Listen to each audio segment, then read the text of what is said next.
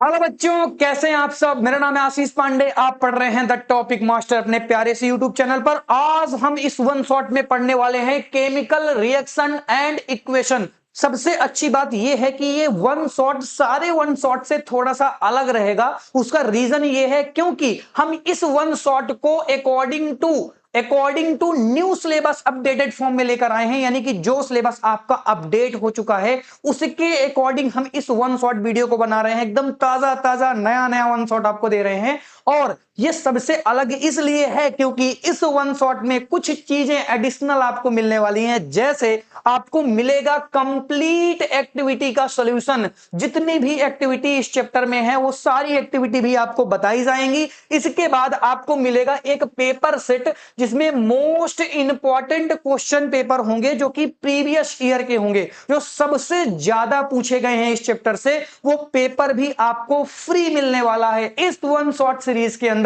और ये क्योंकि नए सिलेबस पर है तो आपको पूरी की पूरी चीजें मिलेंगी, आपको वेल नोट्स मिलेंगी, आपको कंप्लीट चैप्टर का रिवाइज करने के बाद एनसीईआरटी की कोई ऐसी लाइन नहीं है जो समझ में ना आए, और ऐसा कोई क्वेश्चन नहीं रह जाएगा जो आपका बोर्ड एग्जाम में आए और आपसे ना हो। सारे क्वेश्चन इसी वन शॉट के अंदर आने वाले हैं। तो आइए स्टार्ट करते हैं बेहतरीन तरीके से चैप्टर को, और एक एक बातों को समझेंगे। सभी बच्चे पेन कॉपी लेकर बैठे और बढ़िया तरीके से चीजों को समझें और बढ़िया रिवाइज करेंगे। आइए स्टार्ट करते हैं। सबसे पहले इस चैप्टर की स्टार्टिंग हो जाती है किसके साथ, क्योंकि नाम में ही लिखा हुआ है कि केमिकल रिएक्शन एंड इक्वेशंस। यानी सबसे पहली बात यह आती है कि सर ये बताइए what is chemical reactions. Chemical reaction होती क्या है बच्चा? तो केमिकल रिएक्शंस होती क्या है, जब हम दो मैटर को इस तरह से मिला दें कि एक नया मैटर मिल जाए। यानी कि यहां पर मैंने ए लिया है, ए फॉर एप्पल नहीं बच्चा, यहां पर मैंने मैटर 1 लिया है, यहां पर मैंने मैटर 2 लिया है। इन दोनों को मैंने मिला दिया तो एक नया मैटर बन गया, ये एक न्यू मैटर बन गया। इसी को हम कह देते हैं कि ये हो गई आपकी केमिकल रिएक्शन। यानी मैंने क्या लिखा, a chemical changes of materials into another new materials. यानी यहां पर होता क्या है कि हम एक मटेरियल से कुछ नए मटेरियल्स बना देते हैं और इसी को हमें केमिकल चेंजेस या केमिकल रिएक्शन का नाम दे देते हैं। तो आपको एक बात यहां पर समझनी चाहिए कि हम यहां पर यह सीख रहे हैं कि कुछ मटेरियल लेंगे और उन मटेरियल से हम एक तरीके का नया मटेरियल बना देंगे जो कि एकदम से नया होगा, उसकी प्रॉपर्टीज अलग होंगी। क्लास 9th में हमने पहला चैप्टर पढ़ा है, उस चैप्टर का नाम था मैटर। क्या नाम था उस चैप्टर का? नाम था बच्चा मैटर। और मैटर में हमने सीखा कि किस तरह से मैटर की फिजिकल स्टेट होती है, कि अगर मेरे पास कोई सॉलिड हो, अगर मेरे पास कोई सॉलिड हो तो उसको मैं कैसे लिक्विड में चेंज कर सकता हूं, अगर मेरे पास कोई लिक्विड हो तो उसको मैं कैसे गैस में चेंज कर सकता हूं, या इस गैस को दोबारा से लिक्विड में कैसे चेंज कर सकता हूं, या इस लिक्विड को दोबारा से सॉलिड में मैं कैसे चेंज कर सकता हूं। ये सारी बातें क्लास 9th में मैंने सीख ली थी। और क्लास 10th में इसी का अगला पार्ट मुझे पढ़ना है, केमिकल चेंजेस, क्योंकि ये सभी फिजिकल चेंजेस होते हैं। कैसे चेंजेस होते हैं? फिजिकल चेंजेस होते हैं। और अब हम केमिकल रिएक्शंस पढ़ने वाले हैं, इसीलिए जो हम चेंजेस पढ़ेंगे ना वो चेंजेस रहेंगे केमिकल चेंजेस। और केमिकल चेंजेस में हमेशा आपको एक चीज देखने के लिए मिलेगी कि एक नया मैटर आपको मिलने वाला है। जिस तरह से हमने यहां पर ए और बी लिया था और बना हमारे पास ए बी, जबकि हमारे पास इस तरफ ए बी नहीं था, इसीलिए हम इसको कहते हैं केमिकल रिएक्शन हो गई है, क्योंकि नया मैटर मिलके बना है। ठीक है, समझ में आया क्या? इतनी बातें आपको क्लियर कट समझ में आ गई? देखो सबसे जरूरी यह है बच्चा, हम बहुत मेहनत कर रहे हैं और वेल एक्यूरेट चीजें आपको देंगे, मजा आ जाएगी आपको पढ़ने के बाद। बस आपको लाइक एंड सब्सक्राइब जरूर करना है। आइए दूसरी स्लाइड पे चलते हैं और समझते हैं कि फिजिकल चेंजेस क्या हैं और केमिकल चेंजेस क्या हैं। जरा सा मतलब अगर आप समझेंगे थोड़ा सा सिलेबस को ना, तो आपको एक चीज दिमाग में क्लिक होगी और आपको मजा आना स्टार्ट हो जाएगी। कैसे मजा आना स्टार्ट हो जाएगी बच्चा? आपने जो फिजिकल चेंजेस है ना वो कब पढ़ लिए थे? फिजिकल चेंजेस आपने 9th में बच्चा पढ़ लिए थे, और केमिकल चेंजेस आपको 10th में पढ़ाए जाएंगे। सर हमें याद नहीं आ रहा है कि फिजिकल चेंजेस क्या हुआ करते थे। आ जाओ, याद दिला दिया जा रहा है आपको, आ जाओ याद भी दिला देते हैं। दरअसल यहां पर आपको आइस दिख रहा है कि नहीं बताओ? यहां पर आपको आइस दिख रहा है और इस आइस की मेल्टिंग यहां पर हो रही है। क्या हो रही है? इस आइस की यहां पर आपको मेल्टिंग दिख रही होगी, यानी ये जो आइस है ये लिक्विड में चेंज हो रहा है, ये लिक्विड में चेंज हो रहा है। और अगर आप ध्यान से देखेंगे बच्चा, तो ये जो आइस है ना, ये किस स्टेज में है? ये सॉलिड स्टेज में है और ये लिक्विड स्टेज हो जाएगी, यानी आपका एक्वा मीडियम हो जाएगा। तो ये सॉलिड लिक्विड में चेंज हो रहा है। इस तरीके के चेंजेस को हम लोग फिजिकल चेंजेस कह देते हैं। लेकिन जब केमिकल चेंजेस होता है तो नया मैटर बनता है। जैसे कि अगर मैं यहां पर एक सामने आपको एग्जांपल दिख रहा होगा, आग जलाई जा रही है, यानी यहां पर बर्निंग हो रही है और इस बर्निंग के कारण यहां पर कार्बन डाइऑक्साइड प्रोड्यूस हो रही होगी और हीट प्रोड्यूस हो रही होगी। साथ ही साथ में यहां पर क्या प्रोड्यूस हो रही होगी? हीट प्रोड्यूस हो रही होगी। और एक बार अगर ये जो लकड़ियां आपको दिख रही है ना, ये जल गई ना, तो दोबारा से आप इनको नहीं प्राप्त कर सकते हैं। यानी हम ये सीख लें कि फिजिकल चेंजेस और केमिकल चेंजेस में क्या डिफरेंट होता है। आइए देखते हैं और बढ़िया तरीके से इन दोनों के डिफरेंस को समझते हैं। मजा आ जाएगी, नो डाउट, बहुत मजा आने वाली है। तो आ जाओ, इन चीजों को बढ़िया तरीके से एक बार समझ लेते हैं। सभी बच्चे ध्यान से चीजों को देखेंगे और समझेंगे। देखो, सबसे पहले मैं फिजिकल चेंजेस की बात कर रहा हूं, यानी मैंने क्या किया है, आ जाओ एक सिंपल से एग्जांपल लेते हैं। फिजिकल चेंजेस में एक एग्जांपल ले लेंगे और इन्हीं एग्जांपल के थ्रू चीजों को समझते चलेंगे। फिजिकल में हमने क्या लिया है कि मेरे पास वाटर था, इस वाटर को मैंने कूलिंग दे दी है, इस वाटर को मैंने कूल कर दिया है। तो कूलिंग के कारण ये वाटर कूलिंग के कारण सॉलिड बन गया है। क्या बन गया है? सॉलिड मतलब आइस बन गया बच्चा। क्या बन गया है? आइस बन गया है। और यहां पर मैं कौन से एग्जांपल ले रहा हूं कि यहां पर मैं एग्जांपल ले रहा हूं कार्बन का। कार्बन की रिएक्शन मैंने करा दी ऑक्सीजन के साथ, तो यहां पर CO2 बन गया। दोनों के एग्जाम्पल से ही हम इनकी प्रॉपर्टी को समझेंगे और उसी से ये क्लियर हो जाएगा कि इन दोनों के बीच में क्या डिफरेंट होता है। बच्चों, बहुत ही बढ़िया तरीके से चीजों को समझेंगे। आइए समझते हैं और एक एक पॉइंट को, एनसीईआरटी के सभी पॉइंट को एक्सप्लेन करूंगा बच्चा, और कहीं ऐसा नहीं आपको लगेगा कि कोई पॉइंट छूट रहा है क्या। हम कुछ एडिशनल एग्जाम्पल आपको बताएंगे। वन शॉट में जनरली टीचर क्या करते हैं कि एक रिएक्शन बता दिए चले गए। हम एक नहीं 10 रिएक्शन बताएंगे जो आपके एग्जाम में पूछी गई हैं या पूछी जा सकती हैं। हम ये वन शॉट इस तरह से नहीं डिजाइन कर रहे हैं कि हमें एक कम समय में बच्चों को रिवाइज कराना, नहीं, हम पूरा रिवीजन कराएंगे। थोड़ा सा समय ज्यादा लग गया, नो दिक्कत, बट हम पूरा रिवीजन आपको देने वाले हैं और एक्स्ट्रा एग्जाम्पल के साथ आए हैं हम। आइए समझते हैं। सबसे पहले हम फिजिकल चेंजेस की बात करते हैं। तो फिजिकल चेंजेस जो रहता है ना, टेम्परेरी चेंजेस है। सर टेम्परेरी का मतलब क्या होता है, ऐसा क्यों होता है? बच्चा ये इसलिए है, अगर आपने वाटर को कूलिंग दी तो वाटर सॉलिड बन गया, यानी वाटर आइस में चेंज हो गया। क्या इस आइस को दोबारा से वाटर में नहीं चेंज किया जा सकता? क्या इस आइस को दोबारा से वाटर में नहीं चेंज किया जा सकता? बिल्कुल किया जा सकता है। इसीलिए तो ये टेम्परेरी है, कुछ देर तक ये आइस रहेगा। लेकिन अगर इस आइस को आपने टेम्परेचर दे दिया तो ये दोबारा से वाटर में चेंज हो जाएगा। बट बेटा ये परमानेंट होते हैं। परमानेंट का कहने का मतलब क्या है सर? परमानेंट का मतलब एक बार हो गया तो हो गया। अरे एक बार हो गया तो हो गया। अगर एक बार कार्बन डाइऑक्साइड बन गई तो अभी ये मत सोच लेना कि कार्बन डाइऑक्साइड से दोबारा से कार्बन और ऑक्सीजन गैस बनाई जा सकती है, नहीं बनाई जा सकती।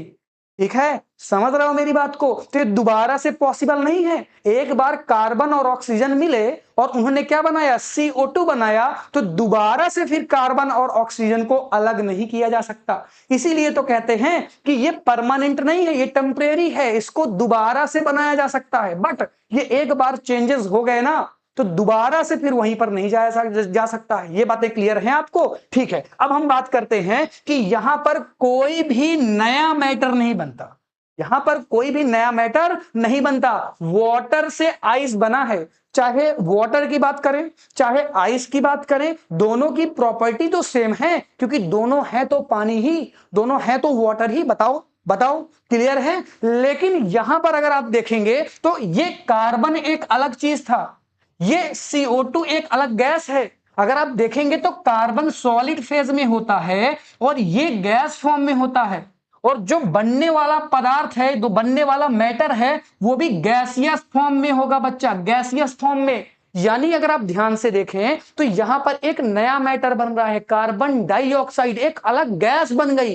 यहां पर कहीं कार्बन डाइऑक्साइड नहीं थी, कार्बन डाइऑक्साइड यहां पर बनी, एक नई गैस बन गई। यानी यहां पर नए मैटर बनते हैं, लेकिन यहां पर नए मैटर फॉर्म नहीं होते हैं। ये दूसरा डिफरेंट था। तीसरे नंबर की बात करते हैं, ये जो होता है ना, इनमें केवल कौन सी प्रॉपर्टीज इफेक्टेड होती हैं? Physical properties. लेकिन इसमें फिजिकल और केमिकल दोनों प्रॉपर्टी में इफेक्ट होता है। कैसे? आइए समझते हैं। जैसे कि यहां पर क्या हुआ कि वाटर से आइस बन गया, नो डाउट, ठीक है, कोई दिक्कत नहीं। वाटर था पहले, वो वाटर लिक्विड फेज में था, अब वो सॉलिड फेज में आ गया है, तो ये फिजिकल चेंजेस हो गए। ये इसके फिजिकल चेंजेस को बताता है। लेकिन यहां पर इस कार्बन डाइऑक्साइड को बनने के लिए कार्बन और ऑक्सीजन की नीड थी। यानी ये कार्बन एक अलग प्रॉपर्टी को रखता है बच्चा, ऑक्सीजन एक अलग प्रॉपर्टी को रखती है, और दोनों मिलकर बनाए हैं कार्बन डाइऑक्साइड को। यानी कार्बन डाइऑक्साइड की प्रॉपर्टी ना ही इस कार्बन से मिलती है और ना ही इस ऑक्सीजन से मिलती है। यानी इसकी प्रॉपर्टी भी कैसी होंगी? इसकी प्रॉपर्टी भी बच्चा न्यू होंगी, एकदम से नई होंगी। इतनी बातें क्लियर हैं? अरे बोलो, इतनी बातें क्लियर हैं? मजा आ रही है? रिवीजन हो रहा है? आगे बढ़ते हैं। अब हम देखते हैं कि जब हम लोग क्या कर रहे होते हैं, फिजिकल चेंजेस, तो यहां पर do not involve the production of energy, यानी यहां पर एनर्जी प्रोड्यूस नहीं होती। अब यहां पर अगर हम बात करेंगे, वाटर से सॉलिड बनने में, आइस बनने में तो कोई एनर्जी रिड्यूस नहीं होगी या प्रोड्यूस नहीं होगी। बट जरा ध्यान से समझना, अगर हम बात करते हैं, यूजुअली बात हम करते हैं किसकी? केमिकल रिएक्शंस की। तो केमिकल रिएक्शन में हीट भी प्रोड्यूस होती है। आगे आप इस बात को जब थर्मल रिएक्शन पढ़ेंगे तो और बेहतरीन तरीके से समझेंगे। हीट यहां पर प्रोड्यूस होगी और यहां पर हीट प्रोड्यूस नहीं होगी। बातें क्लियर हैं? आगे बढ़ते हैं। और ये इजीली रिवर्सिबल रहती हैं, लेकिन ये इरिवर्सिबल है। कहने का सेंस ये है कि इनको दोबारा से आइस से वाटर में चेंज किया जा सकता है, वाटर से आइस में चेंज किया जा सकता है, बट किंतु लेकिन परंतु इनमें चेंजेस नहीं होते हैं। एक बार आपने इस कार्बन डाइऑक्साइड को बना दिया तो दोबारा से इस कार्बन डाइऑक्साइड से कार्बन और ऑक्सीजन में जाना इम्पॉसिबल टाइप की चीज हो जाएगी। तो ये तो हमारे हो गए different between physical and chemical changes, जो कि बोर्ड में 1 या 2 नंबर में 1 या 2 बार पूछे गए हैं। तो कोई ऐसा क्वेश्चन जो बोर्ड एग्जाम में आया हो, हमें नहीं छोड़ना। मैं आपको बेहतरीन रिवीजन दूंगा। आपको इस वीडियो को शेयर करना है यार, अपने दोस्तों के पास भेजना है, मजा आएगी। अरे थोड़ा सा रुक तो जाओ, पढ़ो तो, रिवाइज तो करो, पूरा मजा आ जाएगी। आपको लगेगा कि हाँ यार, जो जो हमने पढ़ा है, जितनी रिएक्शंस हमने पढ़ी हैं, जो बोर्ड के लिए इंपॉर्टेंट है, वो सब हमारा रिवाइज यहां पर हो रहा है और एक एक बातों को एक्सप्लेन किया जा रहा है, समझाया जा रहा है। फिर से मैं आगे बढ़ता हूं और अब हम आगे बढ़ेंगे। 1 मिनट मुझे देंगे, नई स्लाइड ओपन करते हैं और नई स्लाइड में चीजों को और समझते हैं। अब देखो, आ जाओ, जल्दी आ जाओ, जल्दी आ जाओ, जल्दी जल्दी आ जाओ। चलो, हम 1 शॉट 1 मिनट देंगे मुझे, ठीक है, आ जाओ। चलो, अब हम आगे क्या पढ़ने वाले हैं बच्चा? आगे हम पढ़ने वाले हैं रिएक्शन।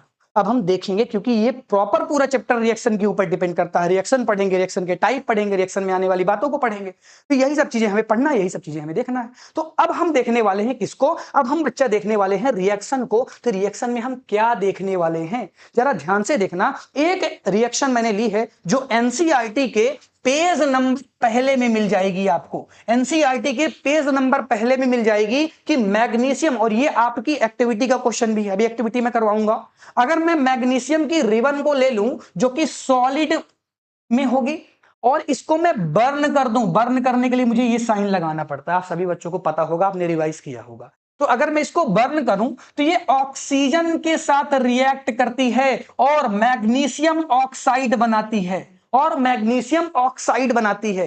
यानी कि अगर इसका एक्सपेरिमेंट अगर आप देखना चाहते हैं तो नीचे प्लेलिस्ट में एक वीडियो आपको दिखेगा, एक प्लेलिस्ट होगी एक्टिविटी प्लेलिस्ट करके, उसमें पहला वीडियो है जिसमें मैंने इसका एक्सपेरिमेंट भी किया है। एक्सपेरिमेंट भी जाकर देख लेना, सब कुछ अवेलेबल है आपके लिए बच्चा। ठीक है, आ जाओ। हमने मैग्नीशियम की रिबन ली है, हमने उसको बर्न कर दिया है। तो जब हम उसको बर्न करते हैं बच्चा, तो वो ऑक्सीजन के साथ रिएक्टिविटी को शो करती है और मैग्नीशियम ऑक्साइड बनाती है। यानी अगर आप रिएक्शन देखेंगे तो रिएक्शन को दो पार्टों में मैंने डिवाइड किया है। एक तो इसका जो पार्ट हो जाता है, एक पार्ट को मैं कहता हूं बच्चों, एक को मैं कहता हूं इसका लेफ्ट हैंड साइड है, ये इसका लेफ्ट हैंड साइड है, और एक को मैं कहता हूं ये इसका राइट हैंड साइड है। बच्चा आप याद रखिएगा, ये जो आपको एरो दिख रहा है ना, एरो से इस तरफ जाएंगे तो राइट हैंड साइड, एरो के इस तरफ रहेंगे तो लेफ्ट हैंड साइड। यानी लेफ्ट हैंड साइड में जो भी आपको दिखेगा उसको हम बच्चा रिएक्टेंट बोलते हैं। बोलो बच्चों क्या बोलते हैं? उसे हम रिएक्टेंट बोलते हैं। और जो राइट हैंड साइड होगा वो चाहे जो कुछ हो, इसके अलावा और भी कुछ हो सकता है, एक्स हो सकता है,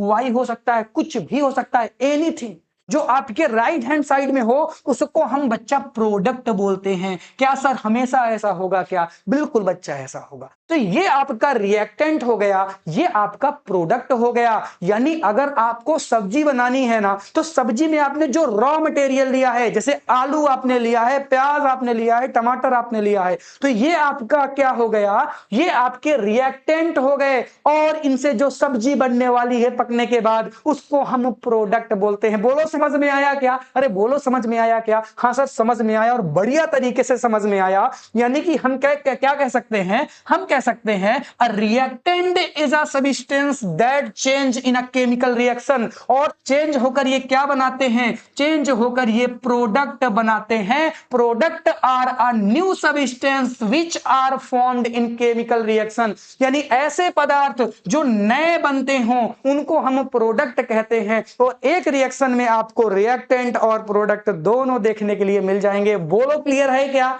अरे बोल दो क्लियर है क्या? ठीक है, अब देखो एक प्यारी सी बात मैं आपको बताता हूं, एक प्यारी और दुलारी सी बात आपको मैं बताता हूं, जो आपको मैं सारी चीजें हटा दूं एक बार, फिर मैं आपको उन बातों को एक्सप्लेन करता हूं। मजा आ जाएगी बच्चा, नो डाउट मजा आ जाएगी, मजा तो जरूर आएगी बच्चा, मजा तो आएगी ही आएगी। आ जाओ आ जाओ, चलो अब देखो ये जो रिएक्टेंट है ये प्रोडक्ट है। यानी सब्जी बनाना है आपको, तो आपके पास रॉ मटेरियल था, आपने सब्जी बना दी, लेकिन उसकी रेट भी तो डिपेंड करती है। कोई बंदा है 10 घंटे में सब्जी बना रहा है, कोई 5 मिनट में बना दे रहा है, तो ऐसा क्यों? इफिशियंसी।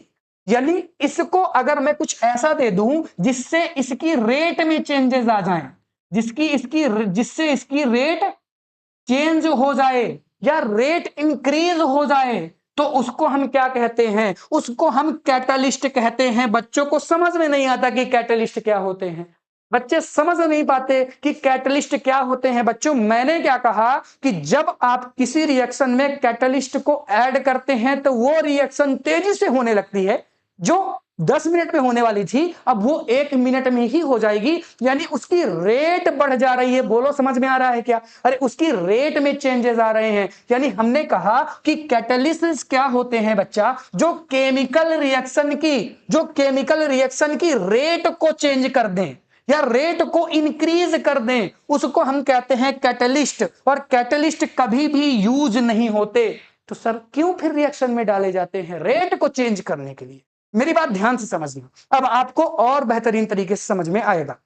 सपोज दैट ये मैंने ए लिया है प्लस मैंने बी लिया है, इन दोनों को मैंने बनाया ए बी। तो सभी बच्चों को पता होगा कि ये जो ऊपर सर दिख रहे हैं ना, इन्हें आप रिएक्टेंट कहते हैं, और इन्हें आप क्या कहते हैं? प्रोडक्ट कहते हैं। सपोज दैट इस रिएक्शन में जो टाइम लगा वो 10 मिनट का लगा। कितने मिनट का लगा बाबू? 10 मिनट का लगा। तो अगर मैं इसमें कोई कैटलिस्ट ऐड कर दूं तो उसकी वजह से ये रिएक्शन अब 2 मिनट में होने लगी। यानी इसकी जो रेट है ना वो इंक्रीज हो गई बच्चों। तो कैटलिस्ट क्या होते हैं? जो रेट को इंक्रीज करते हैं, ना कि खुद मिलते हैं। कभी खुद नहीं मिलते हैं, उनको बाद में अलग किया जा सकता है। यानी ये रिएक्शन में कभी मिलते नहीं हैं।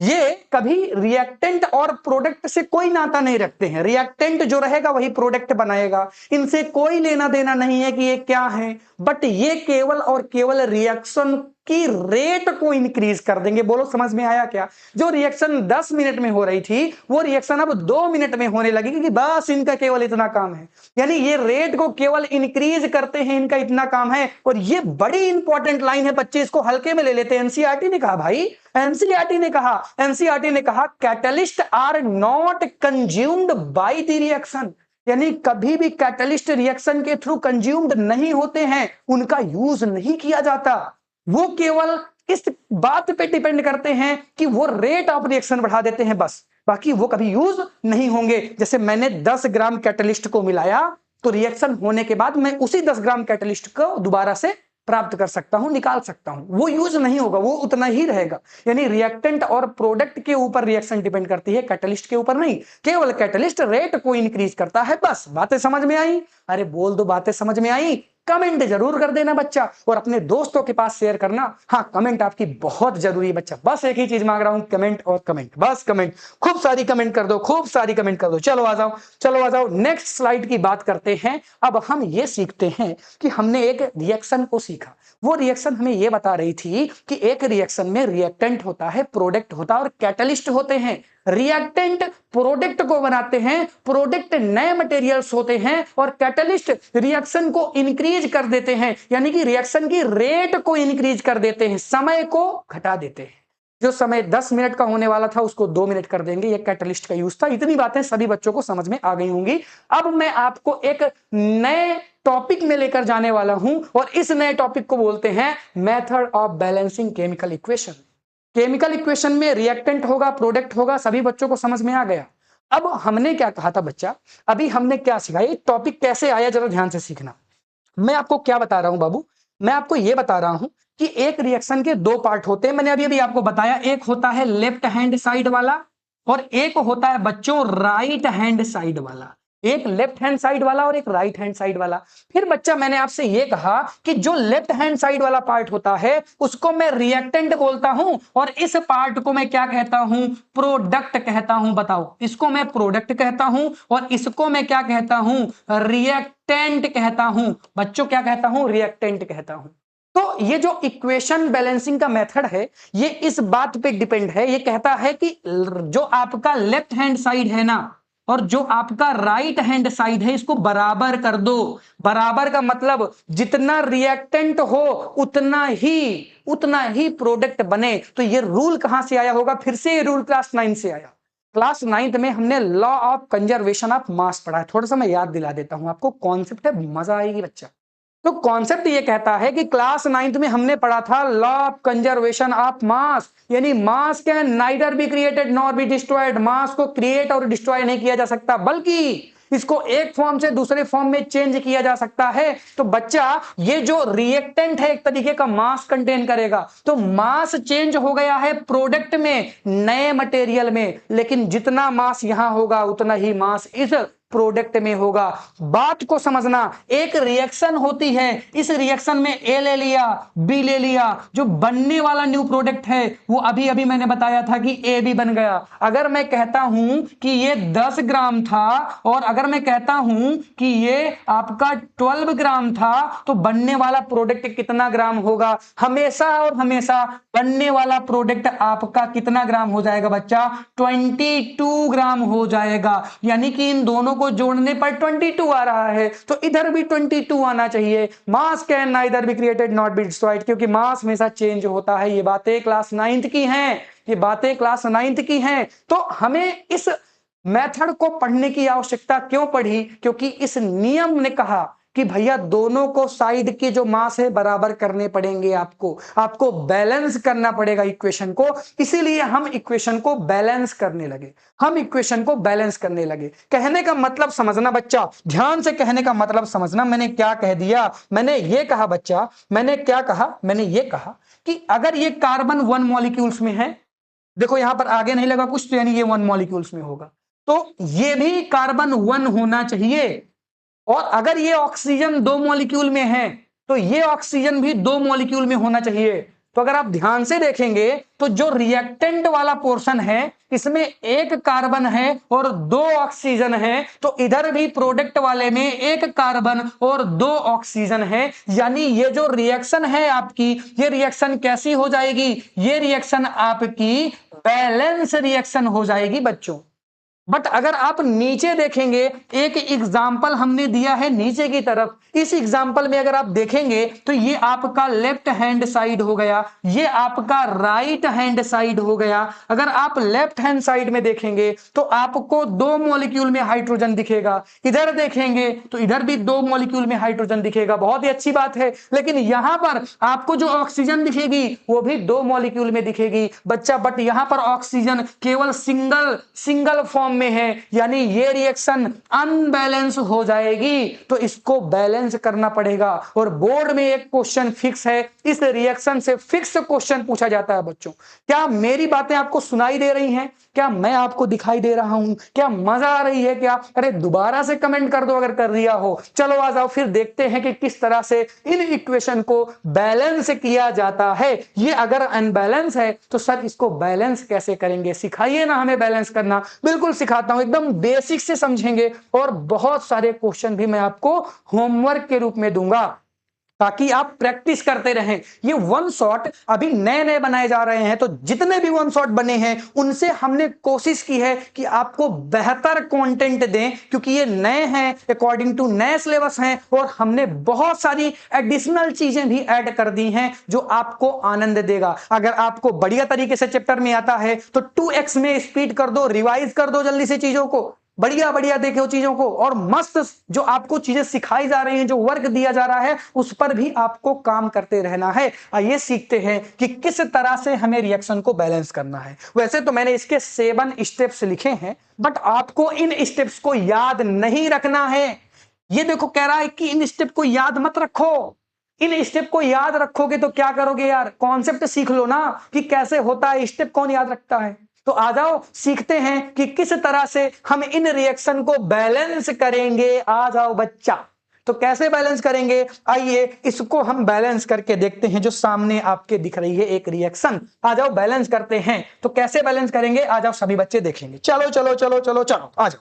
देखो सबसे पहले आप लेफ्ट और राइट 2 पार्टों में इस इक्वेशन को डिवाइड करेंगे। यानी आपने एक पार्ट बना दिया है लेफ्ट का, अब यहां पे जगह नहीं है तो नेक्स्ट पेज ले लेते हैं और ये रिएक्शन देखते हैं, ठीक है ना। यहां पे देख लेते हैं हमने क्या किया है। हमने इसको 2 पार्ट बना लिया है। सबसे पहले तो एक हम लेफ्ट हैंड साइड बना लेंगे, पार्ट को लेफ्ट हैंड साइड वाला हो गया, और एक राइट हैंड साइड वाला पार्ट हो गया, राइट हैंड साइड वाला पार्ट हो गया। ओके ठीक है। लेफ्ट हैंड साइड में कितने अलग अलग एटम दिए हुए हैं आप इन बातों पर देखेंगे तो एक आपको हाइड्रोजन मिल जाएगा जो एकदम से अकेला है, और एक आपको ऑक्सीजन मिल जाएगा, और दोनों के बीच में प्लस लगा हुआ है। यानी आपको हाइड्रोजन को अलग लिख लेना है, आपको ऑक्सीजन को अलग लिख लेना है। जिस तरीके से मैं आपको बता रहा हूं आप इसी तरीके का यूज करेंगे, कभी क्वेश्चन गलत नहीं होगा, कभी नहीं गलत हो सकता, ठीक है। और एक क्वेश्चन बोर्ड एग्जाम में 100% आएगा। तो इस तरह से आपने लेफ्ट हैंड साइड को डिवाइड कर लिया।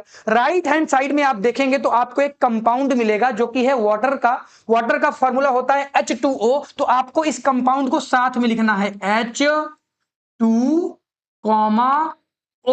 ऐसे करके आप लिखेंगे, ऐसे करके आप लिखेंगे, ठीक है। हाँ एनसीईआरटी में ये तरीका नहीं है लेकिन आसान है, आसान है, बहुत आसान है इस तरीके को लिखना। तो अब आपने ऐसा कर दिया। अब देखो बैलेंस करते हैं, अब बैलेंस करना सीखते हैं। आ जाओ बच्चा बैलेंस करते हैं। देखो इधर कितने हाइड्रोजन बाबू? इधर भी 2 हाइड्रोजन थे, तो इधर कितने हाइड्रोजन? 2 हाइड्रोजन। इधर कितने हाइड्रोजन? 2 हाइड्रोजन। तो हाइड्रोजन को टच नहीं करना, हाइड्रोजन बैलेंस है पहले से। इधर कितने ऑक्सीजन? 2 ऑक्सीजन। और इधर कितना ऑक्सीजन? 2 ऑक्सीजन। अरे 2 है क्या? अरे पगलेट, 1 ऑक्सीजन है इधर, 1 ऑक्सीजन है। ये 2 जो लगा हुआ है ये केवल इस मॉलिक्यूल के लिए है, हाइड्रोजन के लिए, ये अकेला ही है। तो इसके पास केवल 1 ऑक्सीजन है, तो इसको 2 बनाना है। तो आइए सर यहां पे 2 बना देते हैं। ये 2 बना दिया। अरे बाबू गलत हो जाएगा, उल्टा सीधा नहीं सीखना। यहां पे 2 नहीं बना सकते, ब्रैकेट के बाहर आप जो करेंगे। इसीलिए तो ब्रैकेट लगवा दिया है कि ब्रैकेट के अंदर कुछ नहीं कर सकते आप, ब्रैकेट के अंदर कुछ नहीं कर सकते। तो बाहर आपको क्या लगाना पड़ेगा? बाहर आपको 2 लगाना पड़ेगा। तो जैसे ही आपने 2 लगाया बच्चों, तो ये अब हाइड्रोजन कितना हो गया, हाइड्रोजन 4 हो गया, ऑक्सीजन 2 हो गया। अब देखो ऑक्सीजन का काम तो बन गया, ऑक्सीजन इधर भी 2 है, ऑक्सीजन इधर भी 2 है, तो इनका काम तो बन गया। हाइड्रोजन का बिगड़ गया बाबू, हाइड्रोजन इधर 4 हो गए और इधर हाइड्रोजन 2 है, तो इधर भी आगे क्या लगा दोगे, इधर भी आगे 2 लगा दोगे। अरे इधर भी आगे क्या लगा दोगे बाबू, इधर भी 2 लगा दोगे। तो जैसे आपने 2 लगाया तो बच्चों ये भी 4 हो गया, ये 2 है तो 4 ये बैलेंस, 4 ये बैलेंस, 2 ये बैलेंस, 2 ये बैलेंस। यानी आपने क्या एक्सचेंज किया है, आ जाओ देखते हैं आपने क्या एक्सचेंज किया है। आपने क्या एक्सचेंज किया, आपने इसके आगे क्या लगा दिया है, 2 लगा दिया है, और आपने यहां पर इनके आगे क्या लगा दिया है, 2 लगा दिया है। रिएक्शन आपकी बैलेंस हो गई, रिएक्शन आपकी बैलेंस हो गई। ये आपका आंसर हो गया, ये आपका आंसर हो गया बच्चों। आ जाओ देखते हैं इस क्वेश्चन को समझते हैं, जल्दी से इस क्वेश्चन को बढ़िया तरीके से सभी बच्चे देखेंगे और समझेंगे। आ जाओ, सबसे पहले हम क्या करेंगे, सबसे पहले इस क्वेश्चन को हम देखेंगे और इस क्वेश्चन को हम क्या करेंगे ना कि 2 पार्टों में डिवाइड करेंगे। जिस तरह से अभी हम देख रहे थे वो दोनों पार्ट कैसे थे। आ जाओ, हमने क्या किया था सर, अभी हमने एक काम किया था सर, वो ऐसा था कि हमने पहले लेफ्ट हैंड साइड लिखा था, फिर हमने राइट हैंड साइड लिखा था, राइट हैंड साइड लिखा था। बिल्कुल सही कह रहे हैं आप, बिल्कुल सही कह रहे हैं। फिर हमने सर लेफ्ट हैंड साइड वाले मॉलिक्यूल्स, इसको नंबर देंगे 1, इसको नंबर देंगे 2, इसको नंबर देंगे 1, इसको नंबर देंगे 2, इधर भी 2, इधर भी 2। तो चलो 1 वाले को लिखते हैं, तो ये था C और ये H4, H4 एक ब्रैकेट में लिख लेंगे, और 2 वाले को दूसरे वाली जगह लिखेंगे, तो ये है आपका 2, इधर का पूरा हो गया। इधर भी ऐसे कर लेते हैं, C को इधर लिखा, O2 को इधर लिखा, कुछ नहीं करना, अलग कर देना है, दोनों को एक ब्रैकेट में ही लिखा रहने देना है। इधर H2 लिखा है और इधर कॉमा करके हम O कर देंगे, ब्रैकेट बंद हो गया। अब हम इसको बैलेंस करना स्टार्ट करेंगे, अब हम इसे बैलेंस करना बच्चों स्टार्ट करेंगे। क्या मेरा वीडियो आ रहा है क्या, अरे सब कुछ क्लियर है क्या, कोई दिक्कत तो नहीं है, सब कुछ क्लियर आ रहा है भाई, कोई दिक्कत नहीं है। चलो आ जाओ देखते हैं। अब हम देखते हैं कार्बन, सबसे पहले हम देखते हैं कार्बन को। तो कार्बन यहां पर कितना है 1, कार्बन यहां पर कितना है 1, नहीं टच करेंगे, कार्बन का कंप्लीट है। अब हम यहां पे देखेंगे हाइड्रोजन यहां पर कितना है 4, और हाइड्रोजन यहां पर कितना है 2, यहां पर कितना है 2, तो इसको बना दो 4, 4 बनाने के लिए आगे लगा दो 2, और जैसे 2 आपने लगा दिया तो बच्चा ये क्या हो गया बच्चों, तो ये हो गया आपका 4, और ये आपका भी हो गया 2, क्योंकि आगे 2 लगाया है तो बच्चा 2 इसके साथ भी जाएगा। ठीक है, आ जाओ। तो देखो हमने इसको तो बैलेंस कर दिया। ऑक्सीजन की बारी, तो ऑक्सीजन इधर कितने हैं, ऑक्सीजन इधर है 2, और ऑक्सीजन इधर कितने हैं, अरे ऑक्सीजन इधर कितने हैं, तो ऑक्सीजन इधर 2 इधर हैं और 2 इधर हैं। टोटल ऑक्सीजन इधर 4 है और टोटल ऑक्सीजन इधर 2 है, तो इधर भी 4 कर दो आगे 2 लगा के, तो ये भी 4 हो गया और रिएक्शन बैलेंस हो गई, रिएक्शन बैलेंस हो गई। तो कैसे बैलेंस किया, हमने पहले ब्रैकेट में कोई एक्सचेंज नहीं किया, तो हम यहां पर कुछ नहीं लगाएंगे।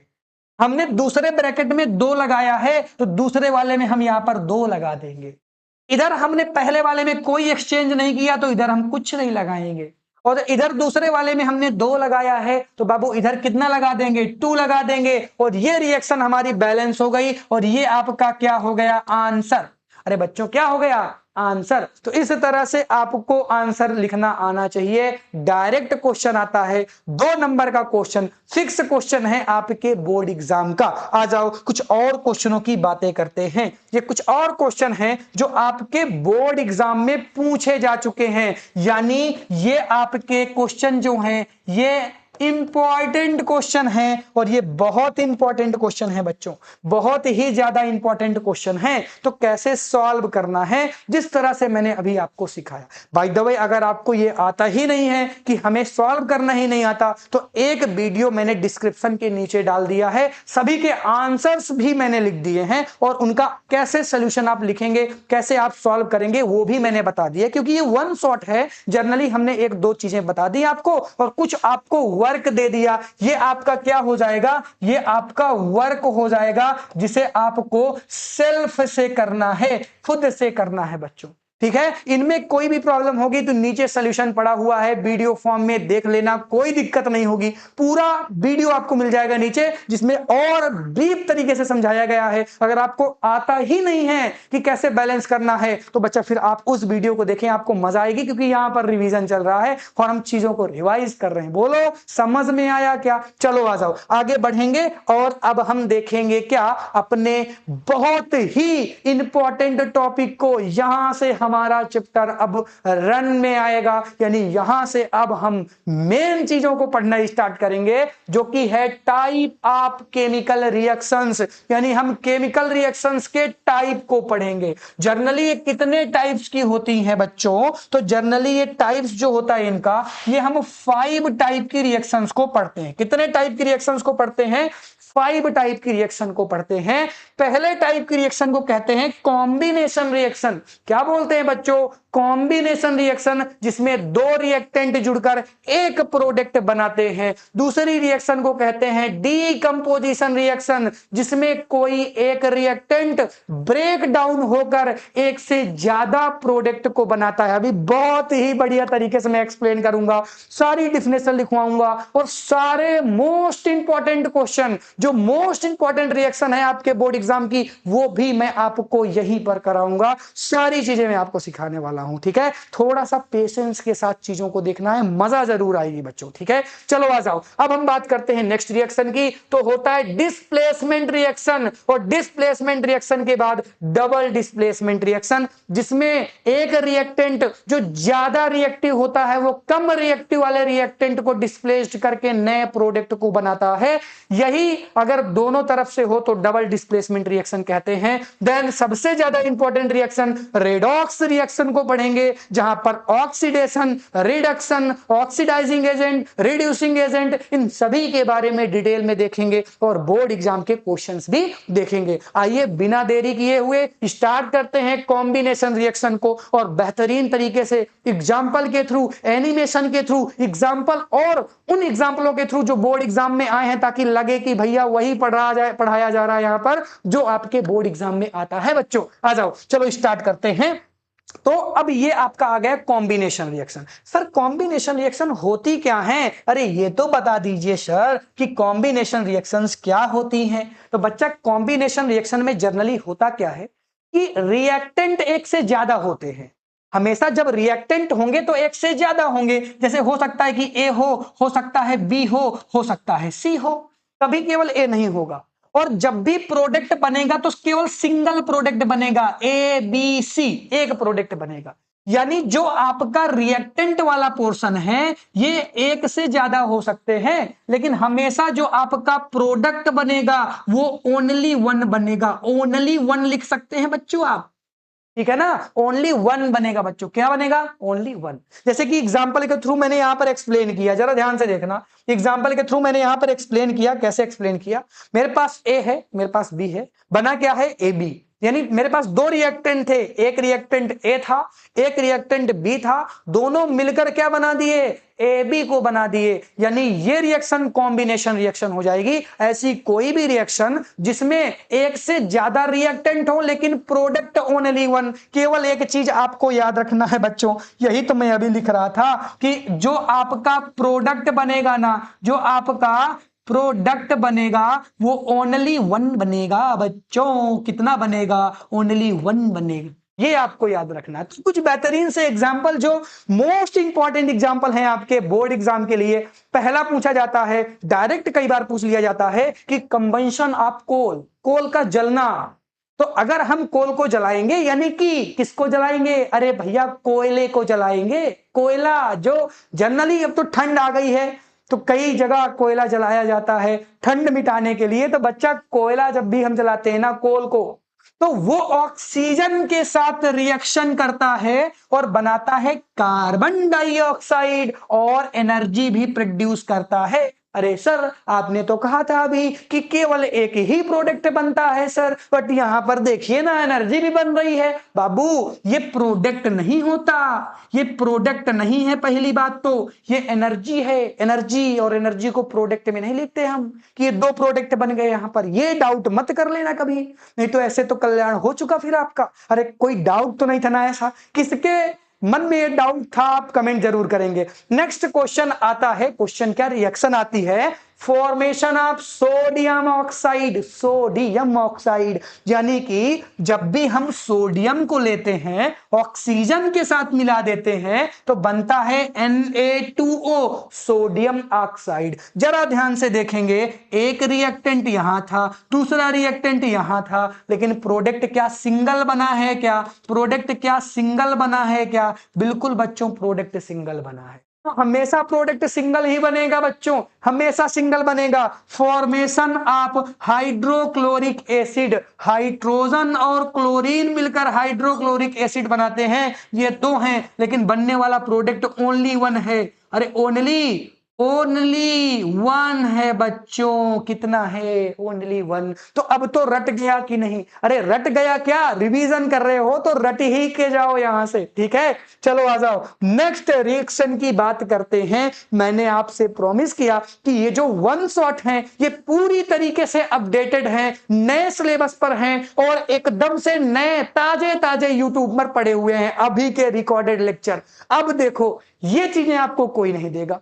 ये जो अदर इंपॉर्टेंट एग्जाम्पल है बाबू, ये आपके बोर्ड एग्जाम्पल में पूछे जा चुके हैं और ये कई छोटे छोटे एग्जाम में भी पूछे गए हैं। जैसे कॉम्पिटेटिव छोटे छोटे एग्जाम होते रहते हैं, ओलंपियाड के एग्जाम होते रहते हैं, और ये आपके एनसीईआरटी में भी एक दो मिल जाएंगी रिएक्शन।